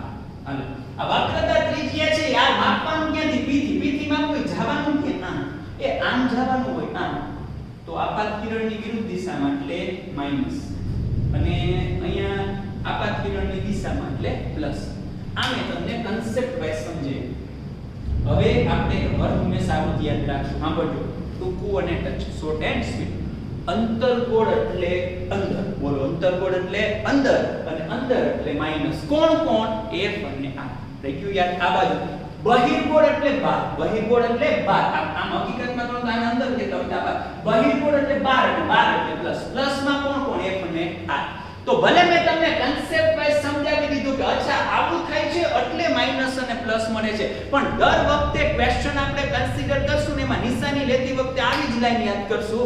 અંતર્ગોળ એટલે અંદર, અંદર એટલે માઈનસ. કોણ કોણ? f અને r. બહિર્ગોળ એટલે બહાર, બહાર એટલે પ્લસ. કોણ કોણ? f અને r. આટલું રહી ગયું બધાને કમ્પ્લીટેડ. કન્સેપ્ટ વાઇઝ કહી દીધું અને ટૂંકું અને ટચ વર્ઝન કહી દીધું. ઓકે ચલો હાલો આટલું કમ્પ્લીટેડ. હવે વાંધો નથી. અચ્છા એના પછી હું કન્સિડર કરું છું વસ્તુ અંતર. ભાઈ એ વસ્તુ અંતરને શું કહેવાય વિદ્યાર્થી મિત્રો? છોટું યુ. હવે સાંભળો, હું તમને એક સિમ્પલ ક્વેશ્ચન પૂછું કે તમારે તમારું પ્રતિબિંબ મેળવવું છે, તમારે તમારું પ્રતિબિંબ અરીસામાં જોવું છે, તો અરીસાની સામે ઊભું રહેવાય કે અરીસાની પાછળ ઊભું રહેવાય? યસ, અરીસાની સામે. તમે અરીસાની પાછળ ઊભા રહ્યો એમ કહો ના પ્રતિબિંબ જોવું તો મળે નહીં. તો હંમેશા પ્રતિબિંબ મેળવવા માટે વસ્તુને અરીસાની ક્યાં રાખવી પડે? સામે. બોલી જાઓ, હંમેશા પ્રતિબિંબ મેળવવા માટે વસ્તુને અરીસાની ક્યાં રાખવી પડે? સામે. તો આ છે અરીસો, આ છે એની સામેની બાજુ. તો વસ્તુ ક્યાંક આ બાજુ જશે, વસ્તુ અહીંયા જ રાખવી પડે ને, એ તો ફાઇનલ છે. અહીંયા અરીસો ભલે હું તો બહિર્ગોળ લ્યો પણ વસ્તુ તો એની સામે જ રાખવી પડે. ધારો અહીંયા વસ્તુ રાખી, તો આ જગ્યાએ વિદ્યાર્થી મિત્રો જો આપણે વિચારવા જઈએ તો તમે એમ કહેતા હોય કે અહીંયા વસ્તુ છે, તો આ વસ્તુથી લઈને p સુધીનું અંતર એને કહેવાય વસ્તુ અંતર. વસ્તુ તો ભાઈ એને અરીસાની પાછળ તો મૂકવાના જ જવાની, અરીસાની આગળ જ હોય તો આ તમારી વસ્તુ છે, તો આ જે u p સુધીનું અંતર છે એને કહેવાય વસ્તુ અંતર. જો તો બે જગ્યાએ કન્સિડર કરો. માપવાનું ક્યાંથી? p થી માપવાનું તો જવાનું આ, u માપવા જવાનું આ, આપાત કિરણની વિરુદ્ધ. તો વિદ્યાર્થી મિત્રો અહીંયા પણ u કેવા? માઈનસ. હાલો અહીંયા આવી જાવ. આ u જો માપવાના ક્યાંથી માપવાના? p થી માપવાના. જવાનું ક્યાં? આમ. હંમેશા p થી જ માપવાના. તો p થી u માપવા જવાનું આમ, આપાત કિરણની વિરુદ્ધ દિશામાં. તો અહીંયા પણ u માઈનસ. હાલો મેં કન્સેપ્ટ વાઇઝ કહી દીધું. હવે ટૂંકું અને ટચ. વસ્તુ અંતર હર હંમેશ માઈનસ. બોલી જા, વસ્તુ અંતર હર હંમેશ માઈનસ. અંતર્ગોળ હોય તોય ભલે, અને અને બહિર્ગોળ level. Clear? Concept wise completed બધાને? ઓકે ચલો. હવે તમે વાત કરો ને વિદ્યાર્થી મિત્રો પ્રતિબિંબ અંતરની. જોજો આ થોડુંક ટ્વિસ્ટેડ અને સમજવા જેવું. પ્રતિબિંબ અંતર છે એને કહેવાય છોટું બિંદુ. બરાબર? હવે તમે વાત કરો પ્રતિબિંબ અંતરની અહીંયા, તો પ્રતિબિંબ અંતર જો આ જગ્યાએ છે ને અહીંયા મેં એટલે જ મેં તમને અગાઉ કીધું વાસ્તવિક અને ઉલટું મળે, આભાસી અને ચતુય મળે. જો ગાડી જવા દો અને જવા દો. જો વાસ્તવિક અને ઉલટું પ્રતિબિંબ હશે, સાંભળો હું એમ કહું કે ભાઈ મને આ જગ્યાએ એઝ એક્ઝામ્પલ અહીંયા મને પ્રતિબિંબ મળ્યું આ જગ્યાએ, સાંભળજો મને અહીંયા પ્રતિબિંબ મળ્યું, ધારો કે આ બાજુ આ સાઈડ જે પ્રતિબિંબ મળશે એ ડેફિનેટલી તો આટલું અંતર v થાય આટલું, પણ આ પ્રતિબિંબ કયું હશે ખબર? વાસ્તવિક અને ઉલટું, કારણ કે અરીસાની આગળ મળે એને કયું કહેવાય? વાસ્તવિક અને ઉલટું. ધારો કે આમાં બે મળે, બે શક્ય છે, મેં બે પહેલા જ તમને સમજાવ્યું. ધારો કે મને અહીંયા પ્રતિબિંબ મળ્યું અહીંયા, તો મારે હવે જે પ્રતિબિંબ અંતર માપવું છે તો આને v કહેવાય, પણ આ જે છે ને એ કોના માટે હશે ખબર વિદ્યાર્થી મિત્રો? આભાસી અને અહીંયા ટેન્શન છે જ નહીં. અહીંયા ખાલી પ્રતિબિંબ હંમેશા કેવું મળે? આભાસી અને ચતુર. આભાસી અને ચતુર પ્રતિબિંબ તો અરીસાની પાછળ જ હશે. ધારો કે મને અહીંયા પ્રતિબિંબ મળ્યું, ધારો કે મને આ અહીંયા મળ્યું હતું, બરાબર છે ને? આ જે ગ્રીન છે, ગ્રીન અહીંયા જે લખેલું છે એ અહીંયા મળ્યું હતું. અહીંયા જે પ્રતિબિંબ મળે વિદ્યાર્થી મિત્રો એ આવું હશે, વાસ્તવિક અને ઉલટું. અને આ જગ્યાએ જે પ્રતિબિંબ મળે વિદ્યાર્થી મિત્રો એ કેવું હશે? આભાસી અને ચતુર. તો કે એ આવું હશે, આભાસી અને ચતુર. બરાબર? એવી રીતે ધારો અહીંયા તમે એમ કહો પ્રતિબિંબ મળ્યું, પ્રતિબિંબ કેવું હશે? આભાસી અને ચતુર. તો અહીંયા તમારે v માપવાના થાય તો આટલા થાય અહીંયા સુધી, પણ આ કોના માટે હશે? આભાસી અને ચતુર. અને આ જે માપો એને શું કહેવાય? v. તો એનો મતલબ તમે જો અંતર્ગોળ માટે v માપતા હો તો બે આવશે. મતલબ વાસ્તવિક અને ઉલટું હોય ત્યારે v કહેવાય, અને આભાસી અને ચતુર હોય ત્યારે v કહેવાય. અને અહીંયા બહિર્ગોળ વખતે તો ખાલી એક જ આવશે, એટલે હું લખતો નથી આમ બને, પણ તોય આભાસી ને ચતુર એક જ ઓપ્શન હશે. બરાબર? હવે નિશાની મૂકો ભાઈ. વાસ્તવિક અને ઉલટું હોય તો v માપવા માટે માપવાના ક્યાં? p થી. જવાનું ક્યાં? આમ આપાત કિરણની વિરુદ્ધ દિશા, બોલે તો માઈનસ. આભાસી ને ચતા માટે અહીંયા મળશે અરીસાની પાછળ, તો એના માટે v આમ મળે. તો એ v માપવાના ક્યાંથી? હંમેશા p થી. તો એ v માપવા માટે રેન્ડમ રેટ v માપવા માટે ક્યાં જવાનું? આમ એટલે આપાત કિરણની દિશામાં. તો એ કેવા મળશે? પ્લસ. અહીંયા પ્રતિબિંબ હંમેશા કેવું મળે? આભાસી ચતુર. તો એ v તો આ બાજુ જશે. તો આ v માપવાના ક્યાંથી? p થી. p થી માપવાના જવાનું ક્યાં? આમ. તો આમ એટલે આપાત કિરણની દિશામાં. તો એ જે મળશે કેવા મળશે? એનો મતલબ અહીંયા v માટે બે ઓપ્શન, ક્યારેક માઈનસ હોય, ક્યારેક પ્લસ હોય. વાસ્તવિક ઉલટું તો માઈનસ, આભાસી ચતુર તો પ્લસ. આનું પણ ટૂંકું અને ટચ વર્ઝન જોઈએ એ પહેલા વિદ્યાર્થી મિત્રો મારે એક બીજી વસ્તુ કેવી છે જે મેં ઓલરેડી એક લેક્ચર આનો એક્સેશન કમ્પ્લીટલી કન્સિડર કરેલો હતો અને ભૂલેલા ન હોય. મેં સાબિત કરેલું હતું કે જ્યારે પ્રતિબિંબ વાસ્તવિક અને ઉલટું હોય, બરાબર ને? અને જ્યારે પ્રતિબિંબ છે એ આભાસી અને ચતુર હોય, બરાબર? આભાસી અને ચતુર હોય અને વાસ્તવિક અને ઉલટું હોય. એ તો પ્રતિબિંબ આભાસી અને ચતુર જ મળે છે વિદ્યાર્થી મિત્રો. તો જ્યારે વાસ્તવિક ઉલટું એટલે એમ કે બા માઈનસ, આભાસી અને ચતુર, આભાસી અને ચત્તામાં એમ કે બા પ્લસ. આ મેં તમને સાબિત કરીને આપ્યું હતું. m બરાબર hi ના છેદમાં h લઈને, યાદ છે ને? અને અહીં આભાસી અને ચતુર તો એમ કે બા પ્લસ. તો હવે આનું ટૂંકું અને ટચ વર્ઝન વિદ્યાર્થી મિત્રો આ છે બે મીડા. મેં તમને બહુ કન્સેપ્ટ વાઇઝ સમજાવી દીધું કે ભાઈ અહીંયા આ મળે આ બાજુ છે એટલે આવી રીતે માઈનસ ને પ્લસ, પણ દર વખતે આટલી બધી ડિટેલિંગમાં તો જાશું નહીં. તો આનું ટૂંકું અને ટચ વર્ઝન વાસ્તવિક એટલે ઉલટું અને ઉલટું એટલે માઈનસ, આભાસી એટલે ચત્તુ અને ચત્તુ એટલે પ્લસ. કોણ? a અને b. કોણ? a અને b. તો વિદ્યાર્થી મિત્રો સંજ્ઞા પદ્ધતિ તમારા માટે એકદમ ઈઝી થઈ જશે જો તમારી પાસે 3 સદાબહાર વાક્યો છે. કેટલા વાક્યો? 3 સદાબહાર વાક્યો. તો આનો આન્સર બધાને હવે મળી ગયો. જો આ બધાનો જે આન્સર છે લખીએ અંતર્ગોળ અને બહિર્ગોળ માટે, બરાબર, એ પૂરું કરીએ, પણ એ પહેલા ખાલી કેટલા સદાબહાર વાક્ય યાદ રાખવાના રહેશે? 3. મેં તમને કન્સેપ્ટ વાઇઝ ડિટેલિંગમાં સમજાવી દીધું. હવે પહેલી વસ્તુ, અંતર્ગોળ એટલે અંદર, યાદ આવે ને? આનું ટૂંકું અને ટચ વર્ઝન. જો આ બેની જોડી, આ સિમ્પલ અને આ બીજી જોડી, 3 વાક્ય બનશે. પહેલું વાક્ય, અંતર્ગોળ એટલે અંદર, અંદર એટલે માઈનસ કોણ F અને R. બહિર્ગોળ એટલે બાર એટલે પ્લસ કોણ F અને R. થઈ ગયું? આ ક્લિયર? બધાને સમજાવી? યાદ રાખવા માટે મેં એવું કીધું, બાકી સમજાવી દીધું.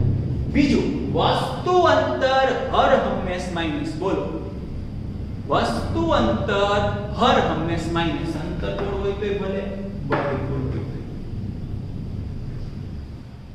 વાસ્તવિક અને ઉલટું હોય તો વાસ્તવિક અને ઉલટું તો માઈનસ, આભાસી અને ચત્તુ તો પ્લસ કોણ M અને V. અહીંયા જોઈ શકાય છે બંને પ્રતિબિંબ મળવાની શક્યતા છે, તો બે નિશાની શક્ય બને. અહીંયા એક જ શક્ય છે તો એક જ, બરાબર? તો ક્લિયર? તો આખી વસ્તુ તમે આ રીતે કરી શકો. જો વિદ્યાર્થી મિત્રો અહીંયા જેમ હાલો ખાલી તમને અંતર્ગોળ અરીસો આવે ને, હવે આપણે શું કરશું ખબર? જો તમને ક્વેશ્ચન રીડ કરતા માલુમ પડે અંતર્ગોળ અરીસો તો આટલું યાદ આવી જવું જોઈએ. હાલો F કેવા? તો આમ બોલવાનું, અંતર્ગોળ એટલે અંદર, અંદર એટલે માઈનસ F અને R. તો F એ માઈનસ અને R એ માઈનસ. વસ્તુ અંતર હર હંમેશ માઈનસ, તો માઈનસ. અંતર્ગોળ આવે એટલે યાદ આવી જવું જોઈએ, વાસ્તવિક અને ઉલટું હોય, આભાસી અને ચત્તુ હોય. વાસ્તવિક અને ઉલટું હોય, આભાસી અને ચત્તુ હોય. તો વાસ્તવિક એટલે ઉલટું અને ઉલટું એટલે માઈનસ, આભાસી એટલે ચત્તુ, ચત્તુ એટલે પ્લસ કોણ M અને V. થઈ ગયું? હાલો અહીંયા બહિર્ગોળ આવે એટલે આપ જ યાદ આવી જવું. બહિર્ગોળ એટલે બાર એટલે પ્લસ કોણ F અને R. F એ પ્લસ, R એ પ્લસ. U વસ્તુ અંતર હર હંમેશ માઈનસ, તો U કેવા? માઈનસ. V એ બહિર્ગોળ માટે ખાલી એક જ ઓપ્શન આવે. બહિર્ગોળમાં તો ખાલી કયું પ્રતિબિંબ શક્ય બને? આભાસી અને ચત્તુ એક જ શક્ય છે. ક્લિયર ને? બહિર્ગોળમાં કોઈ દિવસ વાસ્તવિક મળે નહીં, ખબર છે? તો આભાસી એટલે ચત્તુ અને ચત્તુ એટલે પ્લસ. તો ટૂંકમાં આ વસ્તુ છે ને ખાસ મેં તમને પૂછેલી હતી, એ મેં તમને કન્સેપ્ટ વાઇઝ કરાવી દીધી, પછી ટૂંકું અને ટચ વર્ઝનમાં કરાવી દીધી, અને તમારે જે દાખલાની અંદર જે વસ્તુ લખવાની થશે એ કન્સેપ્ટમાં કરાવી દીધી. એટલે વસ્તુ એક જ છે, એનું 3 અલગ અલગ રીતે રિપ્રેઝન્ટેશન કરી દીધું, બરાબર? તો આની પણ વિદ્યાર્થી મિત્રો વ્યવસ્થિત તમારે નોટ કરવી પડશે. આ પણ મેં નોટ જ લખેલું છે કે આને તમારે એ જ રીતે કન્સિડર કરવાનું છે, બરાબર ને? પણ બહુ અગત્યની વસ્તુ વિદ્યાર્થી મિત્રો, જો આ તમને નહીં ખ્યાલ હોય તો એક પણ સમમાં આપણે આગળ વધી શકશું નહીં. અને બીજી વસ્તુ, ભૂલ પડવાના ચાન્સીસ મેક્સિમમ. તમે વિચારો, જે લેવાનું છે પ્લસ અને તમે લઈ લીધું માઈનસ, તો જવાબ ખોટો જ આવવાનો છે. લેવાનું છે માઈનસ, તમે લઈ લીધું પ્લસ, જવાબ ખોટો જ આવવાનો છે. તો આવું ન થાય એનું ખાસ ધ્યાન રાખવાનું છે. એટલે હજી એક વખત કહું, કન્સેપ્ટ મેં ટોટલી વ્યવસ્થિત કરી દીધો, કન્સેપ્ટ વાઇઝ એ ક્લિયર. હવે આપણે કઈ દર વખત આવો ડાયાગ્રામ ડ્રો કરીને એટલું બધું વિચારવા તો નહીં બેસીએ, તો એના માટે મેં ટૂંકું અને ટચ વર્ઝન આપી દીધું. અંતર્ગોળ એટલે અંદર, અંદર એટલે માઈનસ કોણ F અને R. બહિર્ગોળ એટલે બાર એટલે પ્લસ કોણ F અને R. સદાબહાર વાક્ય નંબર 1. વસ્તુ અંતર હર હંમેશ માઈનસ. અંતર્ગોળ હોય તોય ભલે, બહિર્ગોળ હોય તોય ભલે. સદાબહાર વાક્ય નંબર 2. આભાસી એટલે ચત્તુ, ચત્તુ એટલે પ્લસ, વાસ્તવિક એટલે ઉલટું, ઉલટું એટલે માઈનસ, બરાબર? કોણ M અને V.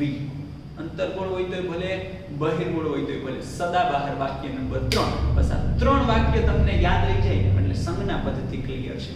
વસ્તુ જે છે એનો ખેલ ખાલી 3 વાક્ય ઉપર ડિપેન્ડન્ટ છે વિદ્યાર્થી મિત્રો, બટ કન્સેપ્ટ ઇમ્પોર્ટન્ટ હતો એ પણ કમ્પ્લીટેડ, બરાબર ને? અને અંતર્ગોળ હોય એટલે બંનેમાં પોસિબિલિટી જોવાની કે ભાઈ કયું પ્રતિબિંબ હોવાની શક્યતા છે. પણ જો બહિર્ગોળ હોય તો ટેન્શન જ નથી, હંમેશા એક જ મળે. કયું? આભાસી અને ચત્તુ. હાલો અહીંયા સુધી ક્લિયર છે બધાને?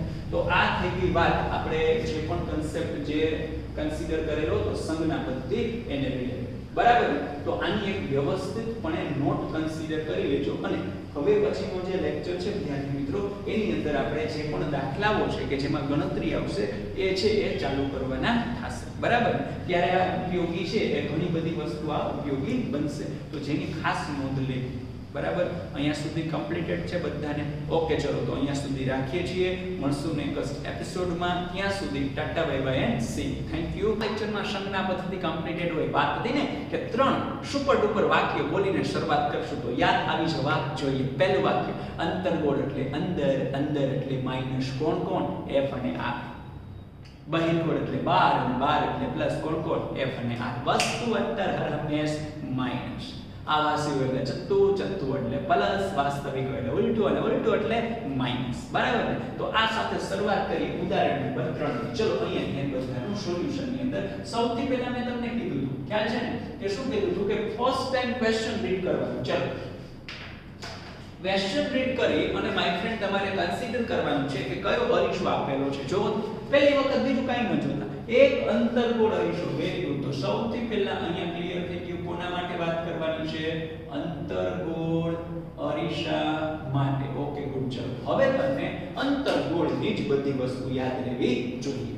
ઓકે, આગળ વધો. ચલો, એક અંતર્ગોળ અરીસાની વક્રતા ત્રિજ્યા 15 સેન્ટીમીટર છે.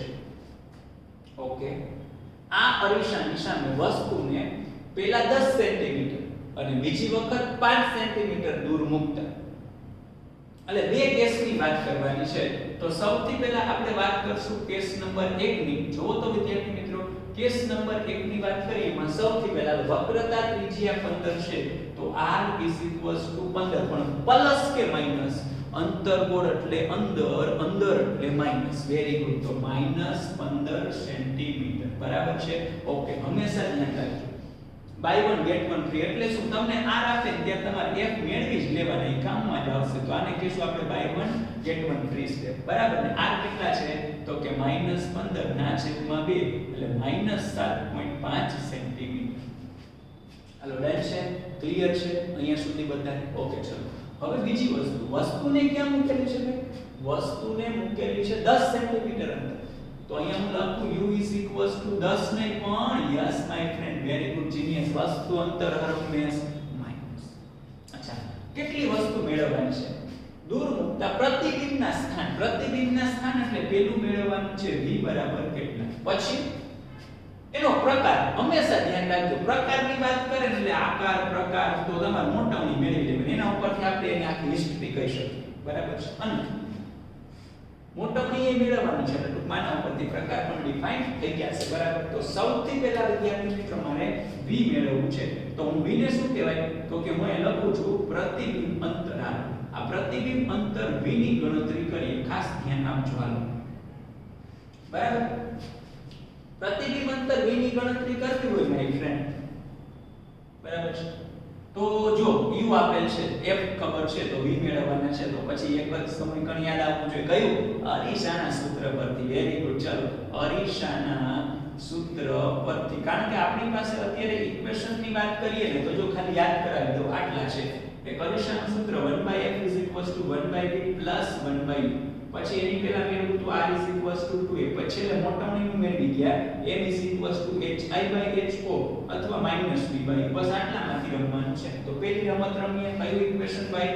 1/f = 1/v + 1/u. જો આમાં છે ને અત્યારે જ વાંધો નહીં, પહેલો સમ છે એટલે ખાસ ધ્યાનમાં રાખજો. પણ પછી છે ને તમને એમ થશે સ્ટેપ કાપી નાખીએ. સ્ટેપ ન કાપતા થોડીક જ વાર લાગશે, પણ ભૂલ વધારે પડશે, એટલે સ્ટેપ કાપવા નહીં. ઓકે, ચલો સ્ટેપ બાય સ્ટેપ જ જઈએ. પેલું આ લખેલું છે, મારે અહીંયા જગ્યાનો લાભ લેવો છે એટલે હું આમ લખીશ, પણ તમારે નીચે નીચે જ લખવાનું. અચ્છા, મેળવવાનું છે v, તો v ને બનાવવા કરતા ક્યાં જાય? આમ. ઓકે માય ફ્રેન્ડ, તો 1/v = 1/f - 1/u. ચલો, ક્લિયર છે? અચ્છા, તેથી 1/v = આ 1/f ભાઈ f કેવા છે? જુઓ તો f છે -7.5 લખવાનું, કાપવાની સ્ટેપ. આ મેઈન માઈનસ. અને u કેવા છે? તો કે u એ માઈનસ છે, તો કે -10. આ લોજિક હજી 1/-7.5 એ નેગેટિવ પોઝિટિવ, તો 1/10. ચલો પહેલા પ્લસ વાળું લખીએ, માં કાંઈ આટલું જાય નહીં. તો 1/v = અહીંયા શું મળશે? 1/10 -1/7.5. બરાબર માય ફ્રેન્ડ? ક્લિયર છે? બરાબર. ચલો ચોકડી ગુણાકાર. આ ક્યાં જાય? આ ક્યાં જાય? આ છેદમાં છેદનો ગુણાકાર. તો અહીંયા મળશે 7.5 - 10 ના છેદમાં 10 ગુણાકારમાં 7.5 મેઈન વસ્તુ છે ને આ છે સમનાપત્તિ મેં તમને યાદ રખાવી દીધી એ યાદ રહી જાય પછી તમારે ગણતરીમાં તો ખાલી ધીમે ધીમે આગળ વધવાનું છે એટલે મિસ્ટેક થાય નહીં અચ્છા ઓકે ચલો હવે જુઓ તો અહીંયા કેટલા વધશે તો કે 7.5 માઈનસ 10 એટલે કે માઈનસ 2.5 ના છેદમાં અને ગુણાકારમાં 10 કરશો એટલે 75 પંચાયત છેલ્લો સ્ટેપ બહુ ગમે આપણે ડાન્સ સ્ટેપ કહીશું કહીશ ડાન્સ સ્ટેપ શું કામ એને તો કે આ 1/b છે આપણે તો b જોઈ છે ને તો હું આવી રીતે એમ કરીશ બંને બાજુ ઉલટા કરતા ડાન્સ સ્ટેપ કહેવાય શું કહેવાય ડાન્સ સ્ટેપ બંને બાજુ ઉલટા કરતા ચલો બંને બાજુ ઉલટા કરો શું મળે માય ફ્રેન્ડ v આ 75 ના છેદમાં -2.5 બરાબર એટલે આને ભાગાકાર કરો એટલે આન્સર આવશે -30 સેન્ટીમીટર ઓકે ચલો તો આ તો જાણે તમને b મળી ગયા પ્રોબ્લેમ નથી બરાબર છે હવે આના માટે તમારે છે ને m મેળવવાના છે બીજું તો અહીંયા હું જે ટાઇટલ છે કન્સિડર કરું છું માય ફ્રેન્ડ મોટાઉની મેળવવાની છે ચલો તો મોટાઉનીની સંજ્ઞા શું થશે વેરી ગુડ m થશે ને તો હાલો m મેળવવું હોય તો m -v/u એક જ ફોર્મ્યુલા છે આ માઈનસ v એટલે કેટલા my friend yes very good આ -30 અને u એટલે કેટલા તો કે u એટલે -10 તો -10 તો આન્સર આવે છે નેગેટિવ નેગેટિવ પોઝિટિવ પણ પોઝિટિવ નેગેટિવ નેગેટિવ તો આન્સર આવે છે -3 અને વાત કરીએ મોટાવણીનો એકમ નો હોય કારણ કે hi/h ઊંચાઈના છેદમાં ઊંચાઈ ઉડી જાય v/u અંતરના છેદમાં અંતર ઉડી જાય આના ઉપરથી તમને પ્રતિબિંબનો પ્રકાર આવડવું જોઈએ ચલો તો કે અહીં પ્રતિબિંબ કેવું હશે અને કેવું હશે તો કે માઈનસ છે ભાઈ માઈનસ હાલો પહેલા તમે વિચારો પછી હું કહું ઓકે હાલો માઈનસ છે માઈનસ હોવાથી માય ફ્રેન્ડ યસ વાસ્તવિક ઉલટું હવે આંકડો જો આંકડો ખાલી આંકડો -3 3 એક કરતા મોટા એટલે વાસ્તવિક ઉલટું અને વિવર્ધિત બરાબર અથવા કન્સિડર કરી શકે વસ્તુથી મોટું એ લખો તોય વાંધો નથી આવો નવો બીજો કેસ છે માય ફ્રેન્ડ આવો નવો બીજો કેસ ચલો તો અહીંયા હું ટાઇટલ આપું છું આ કેસ નંબર 1 હતો હવે કન્સિડર કરી નાખી આપણે કેસ નંબર અને 2 અચ્છા એમાં પહેલેથી જ રકમ છે એ યુઝ કરવાની એટલે વાંધો ન આવે હાલો અરીસો તો એક જ છે એટલે r અને f બદલાઈને છતાંય લખી નાખું તો r છે -15 સેન્ટીમીટર અને buy one get one free by f r/2 તો મને મળશે -7.5 સેન્ટીમીટર હવે ચેન્જ શું થશે તો કે હવે વસ્તુ 5 સેન્ટીમીટર અંતર મૂકી પહેલા 10 હતી હવે 5 છે તો અહીંયા u શું આવશે -5 સેન્ટીમીટર વસ્તુ અંતર હંમેશા માઈનસ એના માટે આ જ બે વસ્તુ કે પહેલા એને b મેળવી દો અને પછી એને m મેળવી દો એના ઉપરથી તમે પ્રકારની ચર્ચા કરી નાખો બરાબર છે તો સેમ ફંડા જો તમારે છે ને અહીંયા બે પાર્ટ કન્સિડર કરવાના પહેલા આવશે પ્રતિબિંબ અંતર માય ફ્રેન્ડ અને પ્રતિબિંબ અંતર છે એની સંજ્ઞા શું થશે તો કે v બરાબર ને એટલે પછી તમે શું લખશો આ જ રીતનો કન્સેપ્ટ અરીસાના સૂત્ર પરથી બરાબર ને અહીંથી આટલું જે છે એ અહીંથી કોપી કરી નાખશો અને અહીંયા પેસ્ટ કરી નાખશો બરાબર છે હાલો આટલું ક્લિયર અહીંયા સુધી પહોંચી ગયા હવે ગણતરી કરી નાખીએ ચલો ને આ 1/b અહીંયા સુધી પહોંચી ગયા કોપી પેસ્ટ માં ક્લિયર 1/b 1/f એટલે કે 1/-7.5 પછી મેઈન માઈનસ તો મેઈન માઈનસ હાલો 1/u આ ક્લિયર ને અહીંથી કોપી આટલું બે લાઈન છે બે લાઈન એક લખવાની છે બીજું કાઈ નહીં આ જગ્યા નથી ને એટલે યાર સોરી અચ્છા 1/u u એટલે કેટલા તો કે -5 ઓકે ચલો તો અહીંયા શું મળશે 1/-7.5 નેગેટિવ નેગેટિવ પોઝિટિવ હાલો ડન છે તો અહીંયા શું મળે તેથી 1/b બરાબર 1/5 -1/7.5 હાલો અહીંયા સુધી ક્લિયર છે બધા વાંધો હોય નહીં બરાબર તો અહીંયા શું થશે જુઓ તો અહીંયા તમને મળશે 7.5 -5 ના છેદમાં 7.5 ગુણાકારમાં 5 તો આ તમને ઉપરની સાઈડ વિદ્યાર્થી મિત્રો કન્સિડર કરવા જાવ તો મળશે 2.5 અને નીચેની બાજુ કન્સિડર કરવા જાવ ને 7.5 ગુણાકારમાં 5 એટલે કેટલા મળશે 5 5 25 અને 2 આવે એટલે અહીંયા મળશે 375 આવું મળશે બરાબર ક્લિયર છે ઓકે ચલો તો હવે ડાન્સ સ્ટેપ ચલો બંને બાજુ ઉલટા કરતા ચલો બંને બાજુ ઉલટા કરો તો અહીંયા મળશે v 37.5 divided by 2.5 is equal to ચલો કરો ફટાકથી કેટલા મળે છે ચલો ઓકે તો આ બંનેનો ભાગાકાર કરશો વિદ્યાર્થી મિત્રો આન્સર આવશે 15 સેન્ટીમીટર. ચલો ક્લિયર છે?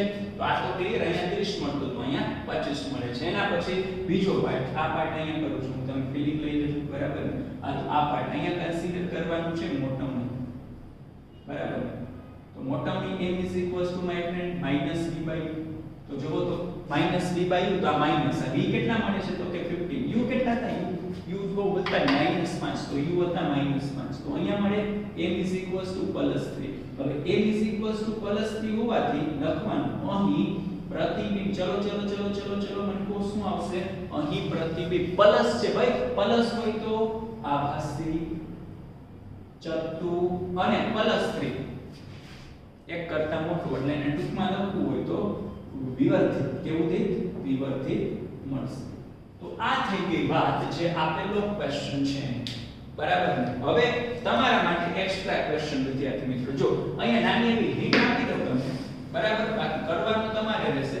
હિન્ટમાં શું આપીશ તો કે એક્સ્ટ્રા, ધારો કે આ ક્વેશ્ચન, આ ખાસ કરજો કારણ કે તમને પ્રેક્ટિસ પડશે ને ગણતરીની, તો જ ભૂલ પડશે નહીં. બાકી તમારે આ ટાઈપના ક્વેશ્ચન તમને કયો ત્યાં જોશો એટલે એમાં થશે કે અચ્છા કાઈ નથી, સિમ્પલી થઈ જાય. પણ ભાઈ પ્રેક્ટિસ ઇમ્પોર્ટન્ટ છે, બરાબર ને? એટલે આ ખાસ તમે પ્રેક્ટિસ કરજો. આમાં અંતર્ગોળની જગ્યાએ બહિર્ગોળ ગોઠાય તો તમારે કેસ નંબર 1 અને કેસ નંબર 2 ફાઇન્ડ કરવાના છે. હું તમને ડેટા લખી દઉં, ફાઇન્ડ તમારે કરવાનું, બરાબર? હાલ કેસ નંબર 2 શું ચેન્જ થાય? કેસ નંબર 1 અહીં r -15 છે માય ફ્રેન્ડ, તો અહીં r કેવા થાય? +15, બરાબર ને?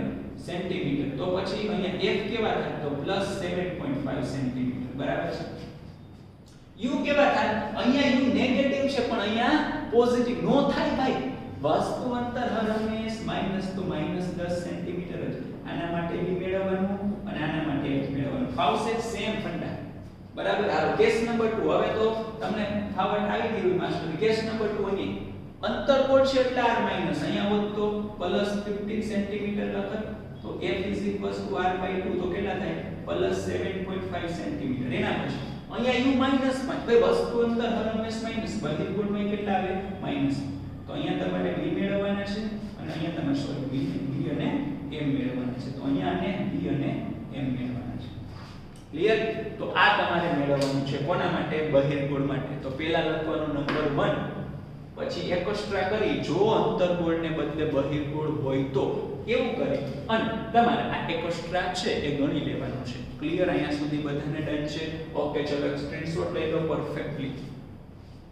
જે આપણે જે વાત કરવાની છે એ ચેપ્ટર નંબર 9 ના સ્વાધ્યાયના બીજા દાખલાની વાત કરવાની છે, બરાબર ને? લાસ્ટ સેશનની અંદર આપણે અંતર્ગોળ વિશેની માહિતી લીધી હોય.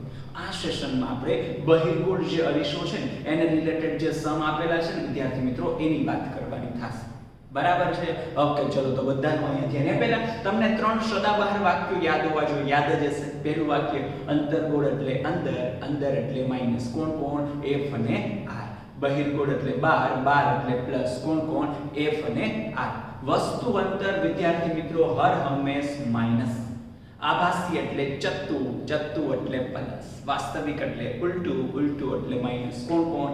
m અને b. આ ખાસ મગજમાં રાખજો, મોસ્ટ ઇમ્પોર્ટન્ટ. ચલો હવે આપણી જે સ્ટાઇલ છે વિદ્યાર્થી મિત્રો એ મુજબ આગળ વધીએ. આપણી સ્ટાઇલ શું છે? તો કે ભાઈ સ્ટાઇલ એ છે પહેલા અરીસો ગોતવાનો હે ને. તો ચલો ક્વેશ્ચન રીડ કરતાની સાથે જ તમને ખબર પડે ઢીંચક અને બહિર્ગોળ અરીસા માટે વિદ્યાર્થી મિત્રો. પહેલા તો અહીંયા આપણું ટાઇટલ આવશે બહિર્ગોળ અરીસા માટે.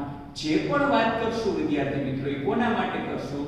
તો કે બહિર્ગોળ અરીસા માટે કરશું, બરાબર? હાલો હવે બીજી વખત કોના માટે ક્વેશ્ચન રીડ કરશું? Very good my friend, data લખવા માટે. ચલો તો લખાવો 15 સેન્ટીમીટર કેન્દ્ર લંબાઈ. ઇન ધ સેન્સ f કેટલા? 15, પણ બહિર્ગોળ હોવાથી પ્લસ, વાંધો નથી. જો r નથી આપેલા, f આપેલા છે એટલે buy one get one step નહીં આવે, જસ્ટ કન્સિડર f. અચ્છા 4.5 સેન્ટીમીટર ઊંચાઈ ધરાવતી સોય એટલે વસ્તુ તરીકે સોય છે, વસ્તુની ઊંચાઈ છે 4.5 સેન્ટીમીટર અને હશે મુખ્ય અક્ષની ઉપર. હવે હું થોડું ઝડપથી કરીશ કારણ કે ડેફિનેટલી વાંધો ના હોય, ઉપર હોય એટલે પ્લસ, બરાબર ને? હવે તો જીનિયસ થઈ ગયેલા હોય તમે આમાં. સોયને 12 સેન્ટીમીટર દૂર મૂકવામાં આવે. ભાઈ વસ્તુને 12 સેન્ટીમીટર દૂર મૂકતા વસ્તુ અંતર હંમેશા કેવું? માઈનસ. આવે ફીલિંગ બધી? ઓકે, ચલો તો પ્રતિબિંબનું સ્થાન ઇન ધ સેન્સ એ લોકોને કોને જોઈએ પહેલા તો v ક્વેશ્ચન માર્ક, પછી એની મોટવણી પણ આપો એટલે એની મોટવણી પણ જોઈએ છે. આમાં કીધું નથી પણ તમને એમ પૂછી શકે કે પ્રતિબિંબની ઊંચાઈ, તો આપણે મેળવી નાખશું એટલે એક્ઝેક્ટલી અંતર્ગોળ જેવો સમ થઈ જાય. અહીંયા સુધી રાખો ને, અહીંયા સુધી, આને પછી જોજો, વાત થાય નહીં અત્યારે, देखा जाएगा શું છે. તો પહેલા મેથડ કોમન હોય, લાસ્ટમાં આપણે કન્સિડર કરેલો તો પહેલો સમ સ્વાધ્યાય એના જેવો જ છે. જોવો તો આ જગ્યાએ f આપેલા છે, u આપેલા છે, v મેળવવાના છે. તો પહેલા તો હું જનરલી આ રીતે કન્સિડર કરીશ કે v ક્વેશ્ચન માર્ક. હાલ આ મેળવવું હોય તો કોના ઇક્વેશન ઉપરથી, તો કઈ લખવું પડે કે ભાઈ અરીસાના સૂત્ર પરથી. હવે ક્લિયર ને, મારે હવે કેવું ન પડે શું કામ મેં આ સમીકરણ લીધું, કારણ કે ત્રણે ત્રણ વચ્ચે સંબંધ દર્શાવતું સમીકરણ એ જ છે. કયું? 1/f 1/b 1/u પરથી મેળવવાનું છે. ને બનાવ કરતા વિદ્યાર્થી મિત્રો એટલે કે 1/b 1/f 1/u. ભૂલી નથી ગયા શું માઈનસ હોય અહીંયા હંમેશા શું કરવાનું વિદ્યાર્થી મિત્રો? બ્રેકેટ. Very good. ચલો f છે તો ભાઈ f માં અહીંયા મૂકી દો 15, આ માઈનસ એટલે માઈનસ u. કોઈ ડાયરેક્ટ નહીં કરે, લાલચ થાશે કે સર અમને નેગેટિવ ભલે થાય, નથી કરવું. એક સ્ટેપ વધતું યાર એમાં કાઈ ન છે, તો આ માઈનસ કર. હવે કરો તંત્ર 1/15 નેગેટિવ પોઝિટિવ. હવે કરો ચોકડી ગુણાકાર, તો આ જશે આમ, આ જશે આમ અને છેદમાં 10 થવાય એટલે કે ભાગાકાર. બરાબર? તો ક્યાંય 12 + 15 અને ભાગાકારમાં બેયનો ગુણાકાર. આ આટલું ક્લિયર. તો અહીંયા મળશે જાણે 27 અને 15 ગુણાકારમાં 12 કરશો એટલે તમને મળશે 180. માય ફેવરિટ સ્ટેપ, બંને બાજુ ઉલટા કરતા ડાન્સ સ્ટેપ. ક્લિયર? તો અહીંયા શું આવશે વિદ્યાર્થી મિત્રો? v 180 ભાગાકારમાં આવશે 27. ચાલો આ બંનેનો ભાગાકાર કન્સિડર કરો તો કેટલો? 180 ભાગાકારમાં 27. ચલો તો આ તમે કરશો ને એટલે આનો આન્સર આવશે 6.7 સેન્ટીમીટર પ્લસ આવશે. કેવા આવશે? પ્લસ. ડન છે. હાલો આ v મળી ગયા. હવે આપણું જે પણ સ્થાન મતલબ જે પણ હવે આપણું ધ્યાન હશે કોના ઉપર શિફ્ટ થવું જોઈએ? m ઉપર. તો હવે અહીંયા હું કન્સિડર કરું છું મોટવની એટલે કે m question mark. Equation important છે, યાદ જ આવી જવું જોઈએ અરીસા માટે. ચલો m -v/u પરથી ડીચક અને ડીચક. ચલો વેલ્યુ કન્સિડર કરીએ માય ફ્રેન્ડ. માઈનસ એટલે માઈનસ v કેટલા છે? 6.7. તો v મળે છે 6.7 divided by u my friend. ચલો u કેટલા છે? તો કે u છે -12. એટલે પહેલા તો નેગેટિવ પોઝિટિવ. હવે બંનેનો તમે ભાગાકાર કન્સિડર કરશો ને 6 માં. ચલો તમે જ કરી લો કેટલો મળે. તો કે આ બંનેનો તમે ભાગાકાર કરશો ને કેટલો મળ્યો? જો 0.56 મળશે. અને એકમ શું થાય ભાઈ? એ કઈ ન થાય. હું કામ એને તો કે મોટવણીને ભાઈ કઈ એકમ હોય. બરાબર છે. અચ્છા આવજો અહીંયા તમે સાઈન કન્સિડર કરો તો સાઈન કઈ છે?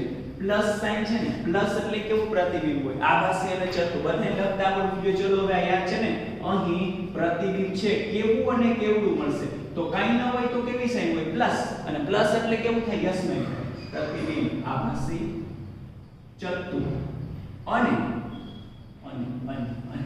0.56 only consider the value 0.56 0.56 છે તો 56.56 એક કરતા નાના તો ચત્તુ અને નાનું મળશે. અચ્છા હવે સેકન્ડ થિંગ, આ જે છે પૂછેલું નથી બટ મેળવી દો, કદાચ પૂછી શકે. નિમેટન માસ્ટર થઈ ગયા વગર hi question mark my friend. તો એમનું કયું ઇક્વેશન લેવાનું? બીજું ને hi/ho. Very good. તો ચલો hi શું આવશે? m * ho. m એટલે મળે છે 0.56 અને ho ચલો ho કેટલા આપેલા છે? તો કે 4.5. ચલો આ બંનેનો ગુણાકાર કરો તો વિદ્યાર્થી મિત્રો ચલો એટલે અહીંયા તમે ગુણાકાર કરશો તો તમારો આન્સર આવશે hi 2.4 સેન્ટીમીટર છે તો સેન્ટીમીટર. પહેલા તો પ્લસ નિશાની સૂચવે છે કે જે પ્રતિબિંબ છે એ મુખ્ય અક્ષની ક્યાં છે? ઉપર. એટલે થઈ ગયું ચત્તુ. અને 2.4 વસ્તુની ઊંચાઈ છે કેટલી? તો કે 4.5. પ્રતિબિંબની મળે છે 2.4 એટલે નાનું. જો આ મેળવી લેવું આનાથી છે ને આપણો કોન્ફિડન્સ વધી જાય. નહીં આપણો સમ છે ને એનો જવાબ સાચો જ છે પર્ટિક્યુલર, કારણ કે આનાથી ખબર થઈ જાય આભાસી મળે અને નાનું મળે. બરાબર ને? તો ક્વેશ્ચન ક્લિયર છે વિદ્યાર્થી મિત્રો. બહિર્ગોળ અરીસા માટે ડેફિનેટલી એક કામ આવશે તમારા માટે એક્સ્ટ્રા. શું કામ આવશે? કયો જી? ચલો તો કામ એવું આવશે વિદ્યાર્થી મિત્રો કે તમારી સમક્ષ જે ક્વેશ્ચન અત્યારે છે કોના માટે છે? તો કે બહિર્ગોળ માટે.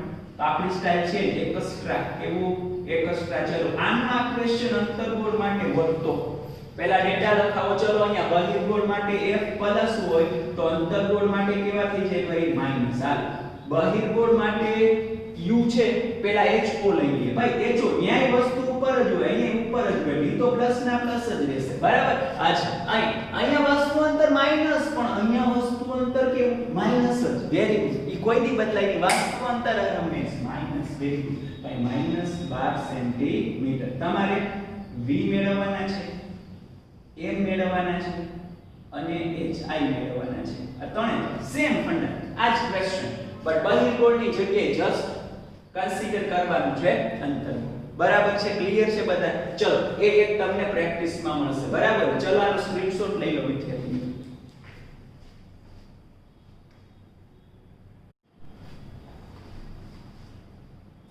ओके माय फ्रेंड, तो अब हम कंसीडर करेंगे second part of the question. चलो सेकंड पार्ट में શું છે? Just consider the two line. Describe what happen as the needle is move farther from mirror. એટલે શું કે જે અરીસો તમારી પાસે અવેલેબલ છે, કયો? કન્વેક્સ. કન્વેક્સ એટલે બહિર્ગોળ બરાબર. જે અરીસો અવેલેબલ છે એનાથી તમારી જે નીડલ જે સોય છે ને દૂર લઈ જવામાં આવે તો શું થાય ને જાણવાનું છે બરાબર. ચલો એના માટે અહીંયા જેને આપણે લાસ્ટમાં જે ડાયાગ્રામ કન્સીડર કરેલો હતો ને એવો ડાયાગ્રામ કન્સીડર કરીએ. માનો કે આ તમારી પાસે કન્વેક્સ મિરર છે my friend. Convex mirror that means what? બહિર્ગોળ બરાબર. ને બહારની આઉટર સરફેસ છે પરફેક્ટલી રિફ્લેક્ટિંગ એટલે કે ભાઈ પરાવર્તિત છે બરાબર. જો હવે આટલું તો બધાને ખબર હોય. આ મેઇન એક્સિસ બરાબર, અહીંયા ધ્રુવ એટલે કે પોલ, પછી પ્રિન્સિપલ ફોકસ એટલે કે મુખ્ય કેન્દ્ર, અને અહીંયા સેન્ટર ઓફ ધી કર્વેચર એટલે કે તમે કન્સિડર કરી શકો વક્રતા કેન્દ્ર. ઓકે ચલો હવે આ કન્વેક્સ મિરર છે એમાં બે જ પોસિબિલિટી છે. ફર્સ્ટ પોસિબિલિટી, જો તમારો ઓબ્જેક્ટ, જો તમારી વસ્તુ ઇન્ફાઇનાઇટ ડિસ્ટન્સ ઉપર હોય, ઇન્ફાઇનાઇટ, તો ઇમેજ ક્યાં મળશે? f ઉપર મળશે. આ સાંભળજો, સમજજો, સિમ્પલ છે. ઇન્ફાઇનાઇટ ડિસ્ટન્સ ઉપર ઓબ્જેક્ટ હોય તો તમારી જે ઇમેજ મળે ક્યાં મળે? f. હવે તમે ઇન્ફાઇનાઇટ થી અહીંયા રાખો, અહીંયા રાખશો, અહીંયા રાખશો, અહીંયા ગમે ત્યાં રાખી લેવાની છો. હવે ઇમેજ ઓલવેઝ ક્યાં હશે? p2f બરાબર. એટલે આપણે કહી શકીએ જો તો ઇન્ફાઇનાઇટ ઉપર હોય ત્યારે f, પછી જેમ તમારો ઓબ્જેક્ટ અરીસા તરફ એટલે આમ આ બાજુએ મૂવ થશે ને એમ તમારી ઇમેજ આ બાજુએ મૂવ થશે. એવું થયું ને? જો આવી રીતે થાય, ઇન્ફાઇનાઇટ હોય તો f ઉપર, પછી જેમ ઓબ્જેક્ટ આમ મૂવ કરશે ને ઇમેજ આ રીતે મૂવ કરશે. એટલે સપોઝ આ રીતે બરાબર છે. તો હું એવું લખી શકું કે જો અહીંયાથી બધાને ઓબ્જેક્ટ છે ને, ઓબ્જેક્ટ એટલે વસ્તુ, ઓબ્જેક્ટ એટલે કે વસ્તુ જો આ બાજુ જશે ને અરીસા તરફ ટુવર્ડ્સ ટુ મિરર, તો તમારી ઇમેજ છે ને, ઇમેજ એટલે કે તમે કન્સિડર કરી શકો વિદ્યાર્થી મિત્રો પ્રતિબિંબ બરાબર ને. તો તમારું જે પ્રતિબિંબ જે ઇમેજ છે ને એ પણ અરીસા બાજુ જશે. ક્લિયર? હા. હવે આનાથી રિવર્સ કન્સિડર કરો તો કે સપોઝ તમારું ઓબ્જેક્ટ છે, તમારી જે વસ્તુ અવેલેબલ છે વિદ્યાર્થી મિત્રો, એ વસ્તુ છે ને એ આ રીતે અવે ફ્રોમ ધી મિરર એટલે અરીસાથી દૂર જશે. તો આ પ્રતિબિંબ છે, જે ઇમેજ છે એ પણ ક્યાં જવી જોઈએ? અરીસાથી દૂર. ક્લિયર ને? આ સિમ્પલી કેનાથી સમજી શકાય? હજી એક વખત કહી દઉં, કન્ફ્યુઝન હોય તો જો આ રીતે પરફેક્ટ ફીલિંગ, લાઈવ ફીલિંગ લો. અહીં ઇન્ફાઇનાઇટ ઉપર ઓબ્જેક્ટ હોય તો ઇમેજ f ઉપર. હવે ઇમેજ જે ઓબ્જેક્ટ છે જેમ આ રીતે આવશે ઇમેજ તમારી આમ આવશે, બીકોઝ બાકીના કોઈ બી કેસમાં p2f હોય તો જો આમ આવતું હોય તો આવી રીતે હોય, અને રિવર્સ કરો તો આમ થાય. તો આ ટુવર્ડ્સ ટુ મિરર તો I ટુવર્ડ્સ ટુ મિરર, આ away from the mirror I away from the mirror. સૌથી પહેલા ગુજરાતી મીડિયમ સ્ટુડન્ટ, જો સોયને અરીસાથી દૂર લઈ જવામાં આવે તો શું અસર થશે? જો સોયને અરીસાથી દૂર એટલે કે આમ લઈ જવામાં આવે તો એનું પ્રતિબિંબ પણ અરીસાથી દૂર છે. ડન? અચ્છા. English medium student, what happen as the needle is moved farther from mirror? If needle is moved farther from the mirror, then image of needle is also moving moving away from the mirror. Or you can say that if needle is moved farther from the mirror, then image of needle is moved also farther from the mirror. Clear? તો આ રીતે છે ને question ને sentence આ જે diagram છે draw કરી લેવાનું અને પછી જે સેન્ટેન્સ કીધા ને લખી લેવાનું એટલે આ ક્વેશ્ચન કમ્પ્લીટેડ. બરાબર છે? કમ્પ્લીટેડ અહીંયા સુધી. બરાબર? ઓકે ચલો સ્ક્રીનશોટ લો.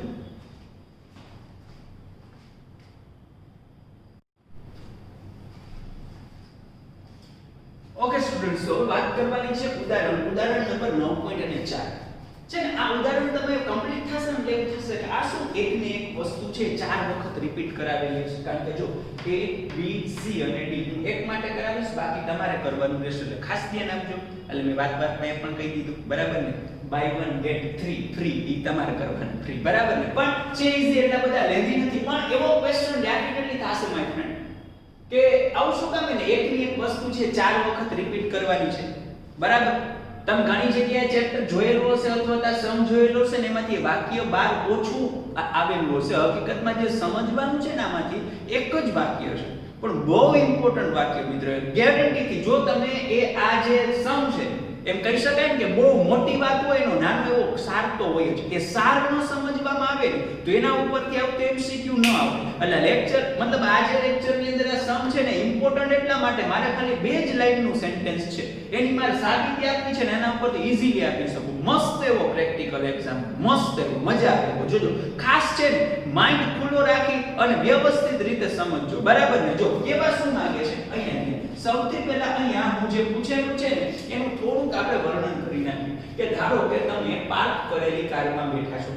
મતલબ બેવાનું તો ભાઈ પાર્ક કરેલી ગાડીમાં જોઈને એમ કે ના ભાઈ તો ચાલતી હોય તો બેસી શકે, પણ અહીંયા શું કામ એને પાર્ક કરેલી ગાડીમાં બેઠા છો?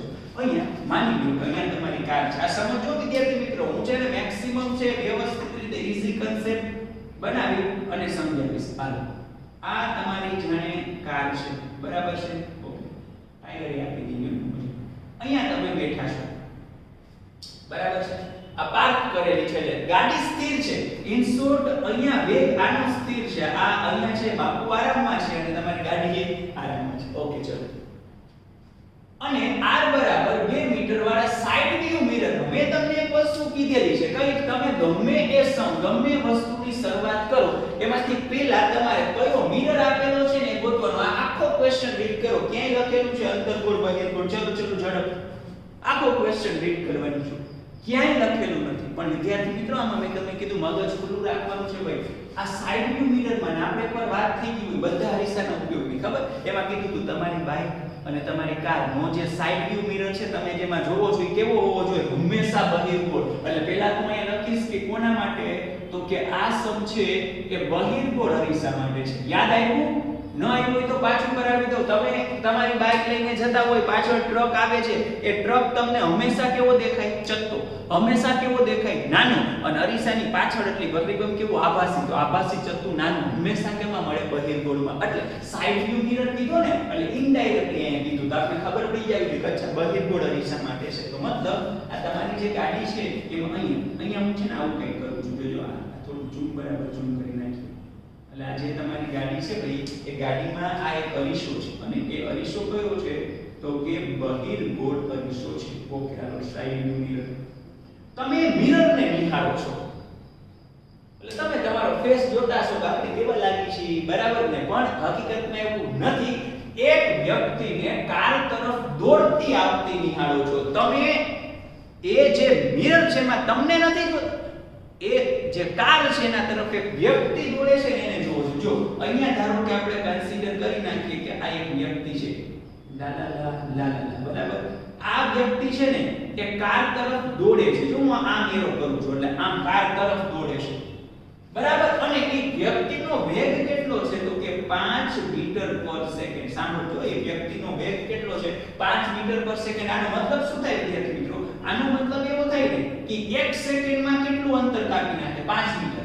કે 1 સેકન્ડમાં 5 મીટર છે ને એ અંતર કાપશે, બરાબર? તમને એમ કહું કે ધારો કે અત્યારે અહીંથી આ જે અરીસો છે, અરીસો એનાથી 40 મીટર અંતરે છે, તો 1 સેકન્ડ પછી 35, બીજી સેકન્ડ પછી 30, ત્રીજી સેકન્ડ પછી 25. સમજાય છે શું કહું છું? એક સેકન્ડમાં એ કાર તરફ આવતો જશે. કેટલો આવતો જશે? 5 મીટર. ઓકે, હાલો વાંચો. હવે એ વ્યક્તિ અહીંયા હું તમને પહેલા જ ચોખવટ કરી દઉં. ધારો કે તમે અહીંયા બેઠા છો, તમે અરીસામાં છો. સાંભળો, તમે અરીસામાં નથી જોતા, તમે અહીંથી તમારું જે ફેસ છે બહાર કાઢીને પાછળની બાજુ જો. ધારો કે હું આમ બેઠો છું, વ્યક્તિ આવે છે, અહીંયા અરીસો છે, પણ હું આવી રીતે આમ જોઉં છું, તો મને હું આમ જોતો હોય તો ઓરિજિનલ વ્યક્તિ જ દેખાય ને. ઓરિજિનલ વ્યક્તિ દેખાય છે, એનો વેગ કેટલો છે? 5 મીટર પર સેકન્ડ. પણ ધારો કે હું એવી તસ્તી નથી લેતો, હું મારી જાતને બહુ મોટો મહારાજા ગણતો હોય અને કે ભાઈ હું મારો ફેસ બહાર ન કાઢું, મારે વ્યક્તિને જોવો જ પણ આમ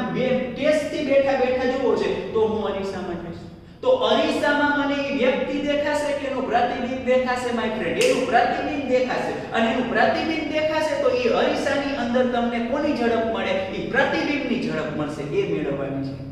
મતલબ તમને ખાસ ધ્યાન આપજો, આ ઝડપ કોની આપેલી છે? વ્યક્તિની. તમે પાછળ આમ બહાર તમે જોશો તો વ્યક્તિને તમે જોશો તો એની ઝડપ આટલી છે, પણ તમારે વ્યક્તિને ડાયરેક્ટ નથી જોવાનું. શું કામ? તો કે તમે ભાઈ ડેટા ઇનડાયરેક્ટ આપો તો અમે વ્યક્તિને શું કામ ડાયરેક્ટ જોઈએ? અમે ઇનડાયરેક્ટ જ જોશું, જેવા સાથે તેવા. તો ટૂંકમાં તમે એ વ્યક્તિને અરીસામાં જોવો છો. જોજો 4 રીડિંગ લેવાના છે. એક વખત 39 મીટર અંતરે, ક્યાંથી? અરીસા. એટલે જો આવી વસ્તુ છે, ધારો કે વ્યક્તિ તમે કન્સિડર કરો 39 મીટર અંતરે છે, ત્યારે આમાં પ્રતિબિંબ દેખાતું હશે. વેગ કેટલો? પછી 29 મીટર અંતરે છે, ધારો કે અમુક સમય પછી દોડતો ત્યાં આવતો હશે ને, અમુક સમય એ પહોંચે છે 29 મીટર અંતરે, ત્યારે એનો પ્રતિબિંબનો વેગ કેટલો? પછી દોડતો આવે છે 19 મીટર અંતરે, ત્યારે પ્રતિબિંબ દેખાતું હશે, એનો વેગ કેટલો? અને પછી દોડતો આવે છે તો 9 મીટર અંતરે હોય, ત્યારે એનું પ્રતિબિંબ છે, એનો વેગ કેટલો? તો ચાર કિસ્સામાં જે પ્રતિબિંબ દેખાય છે એનો વેગ મેળવવાનું છે વિદ્યાર્થી મિત્રો. એટલે પહેલા મેં ડેટા છે ને બહુ સિમ્પલી ક્લિયર કરાવ્યો. આઈ થિંક ક્લિયર હોવો જોઈએ. બરાબર છે. હવે જો મેળવવાનું છે ને એની વાત કરીએ તો સૌથી પહેલા પ્રતિબિંબનો વેગ મેળવવાનો છે. અચ્છા, મને ખાલી છે ને વેગનું તમે ભાઈ 11th માં ઇક્વેશન ભણી ગયા હોય એ મને કહો ને ખાલી સિમ્પલી. તો કે વેગ બરાબર તમે આવું ભણી ગયા હોય delta x divided by delta t, એટલે અંતર જે સ્થાનાંતર છે એ અને છેદમાં સમયનો તફાવત. તો મારે અહીંયા પ્રતિબિંબનો વેગ છે તો પ્રતિબિંબ અંતરનો તફાવત લેવો પડે ને. સિમ્પલ વસ્તુ છે કે જો મારે પ્રતિબિંબનો વેગ જોતો તો કેનો તફાવત લેવો પડે? પ્રતિબિંબ અંતરના છેદમાં સમયનો તફાવત, એટલે પ્રતિબિંબનો વેગ. વસ્તુ અંતરનો તફાવત છેદમાં સમયનો તફાવત, તો વસ્તુનો વેગ. પણ હું અહીં લખીશ vi. vi એટલે વેલોસિટી ઓફ ઇમેજ. હવે તમે આને કન્સિડર કરવા જાવ તો આ નામ લખી શકાય v2 v1. આ આટલું ક્લિયર છે બધાને? કમ્પ્લીટેડ છે. અહીંયા હું ડેલ્ટા t છે ને આવી રીતે લખી નાખું, ધારો કે t2 t1. આવું મેળવવાનું. જો v2 મળે, v1 મળે, t2 મળે, t1 મળે તો તમે vi મેળવી શકો. હવે બીજી વસ્તુ, કોમન ડેટાની જો વાત કરવામાં આવે તો અહીંયા પાર્ક કરેલી કારમાં r બરાબર 2 મીટર છે. મેં તમને કીધું હતું ભાઈ, જો આ પાછું સ્ટેપ આપી ગયું. ચલો r બરાબર 2 મીટરે કયો અરીસો છે? બહિર્ગોળ. બહિર્ગોળ એટલે 12 અને 12 એટલે પ્લસ. તો r બરાબર 2 મીટરે બાય 1 get 1 3 ભાઈ. f r/2 એટલે 2/2 બરાબર 1 મીટર. હાલો આ બધામાં ચાલશે. બરાબર છે? ડન છે? અહીંયા સુધી ક્લિયર? ચલો આ કેસ કરાવો. જો આ એક કરાવીશ બાકીના તમારા ભાગે આવશે. એટલે હું અહીંયા પ્રેમથી ટાઇટલ આપી જ દઉં, કેસ નંબર 1. હવે આપણે શું કરશું? જોજો અહીંયા ખાસ ધ્યાન આપજો. આ f તો અચળ જ હોય, તો મારે v1 જોતા હોય ને તો હું પહેલા u1 મેળવીશ. u1 એટલે વસ્તુનું પહેલું અંતર. u1 મૂકું તો v1 મળે, અને u2 મૂકું તો v2 મળે. બરાબર છે? અચ્છા, હવે એના માટે શું કરવાનું ખબર? જો અહીંયા ધારો કે તમારે 39 જોતું હોય, તમારે ક્યાં જોતું હોય? 39. તો અહીંયા જોઈ છે ને, જોજો અહીં સાંભળજો. ધારો વ્યક્તિ અત્યારે અહીંયા છે, આ મિનિટ આગળ. તો અહીંયા હું શું લખી શકું? તો કે પહેલા આવું લખીશ કે u1 39 મીટર. પણ વસ્તુ અંતર હર હંમેશ માઈનસ વેરી ગુડ, એટલે -39. ધારો કે હું એક સમયનો ટાઈમ આપું એને, એટલે આ ભાઈ તો દોડતા આગળ આવે છે ને, અહીંયા હોય. ધારો કે અહીંયા x સેકન્ડ છે. સાંભળજો ભાઈ, કેટલી સેકન્ડ છે? x સેકન્ડ છે. હોને હવે ધારો કે તમે આની અંદર 1 સેકન્ડનો વધારો કરો, એટલે દોડતા ધારો કે અહીંયા પહોંચે છે. અહીંયા સાંભળી લેજો, અહીંયા પહોંચે છે ત્યારે ધારો કે સેકન્ડ થઈ x + 1. આને સેકન્ડ લખી છે ભાઈ, કન્ફ્યુઝન ન થવું જોઈએ. તો x + 1 સેકન્ડ થઈ તો અહીં લખ્યું છે 1 સેકન્ડમાં કેટલું અંતર કાપે? 5 મીટર ને. તો એ હતા અહીંયા, તો હવે 5 મીટર જેટલું કાપીને અહીંયા આવી ગયા હોય ને, તો વસ્તુ અંતર તો હંમેશા અરીસાથી જ ગણવાનું હોય. જોજો આ ખાસ ધ્યાન આપજો. તો પહેલા તમે u1 ગણતા હતા તો u1 થાતું હતું 39. હવે 1 સેકન્ડ પછીની વાત કરો વિદ્યાર્થી મિત્રો, તો વ્યક્તિ અહીંયા હશે. તો 39 માંથી તમારે કેટલા માઈનસ કરવા પડે. આટલો ગાળો છે, આ કટ થયેલું ડિસ્ટન્સ કેટલું તો કે 5.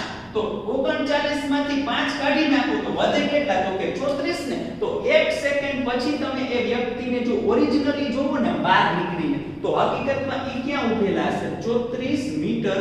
પણ હું આગળ માઈનસ કરી દઉં કારણ કે વસ્તુ અંતર હર હંમેશ કેવું માઈનસ. ક્લિયર? તો અહીંયા એવું લખી શકાય આ બંને વચ્ચે આ u1 કેસ લીધો અને u2 કેસ લીધો તો બંને વચ્ચેનો સમયગાળો કેટલો લીધો ભાઈ? બંને વચ્ચેનો સમયગાળો 1 સેકન્ડનો ને હતું એનાથી કેટલો ફેરે 1. તો અહીંયા હું આવું લખી શકું કે અહીંયા આપણે જે સમયગાળો વિદ્યાર્થી મિત્રો કન્સિડર કરેલો છે એ કેટલો લીધેલો છે 1 સેકન્ડ. બરાબર? તો એનો મતલબ આ સમયગાળો એટલે જ શું તો કે સમયગાળો એટલે જ માય ફ્રેન્ડ t2 t1 બરાબર કેટલા લીધેલા છે 1 સેકન્ડ. ક્લિયર છે બધા? બરાબર? તો જો અહીંયા તમે બધા કેસમાં આપણે સમયગાળો છે 1 સેકન્ડ જ કન્સિડર કરશું. એટલે હું અહીંયા રેન્ડમલી આમ જ લખી નાખું કે v2 v1 અને સમયગાળો હંમેશા કેટલો લેશું 1 સેકન્ડ. તો આના બરાબર આપ લખી શકાય v2 v1 પ્રેમ સે બોલ પરિણમ 1. હવે જો અહીંયા ધ્યાન તો સૌથી પહેલા હું u1 માટે શું મેળવીશ ખબર v1 મેળવીશ અને પછી u2 માટે શું મેળવીશ v2. તો અહીંયા છે ને આવી રીતે લખું. અહીંયા હું લખું છું સૌથી પહેલા તો અરીસાના સમીકરણ પરથી. કોના સમીકરણ પરથી માય ફ્રેન્ડ? અરીસાના સમીકરણ પરથી. ચલો અરીસાના સમીકરણ પરથી વાત કરો તો શું આવે તો કે 1/f 1/v 1/u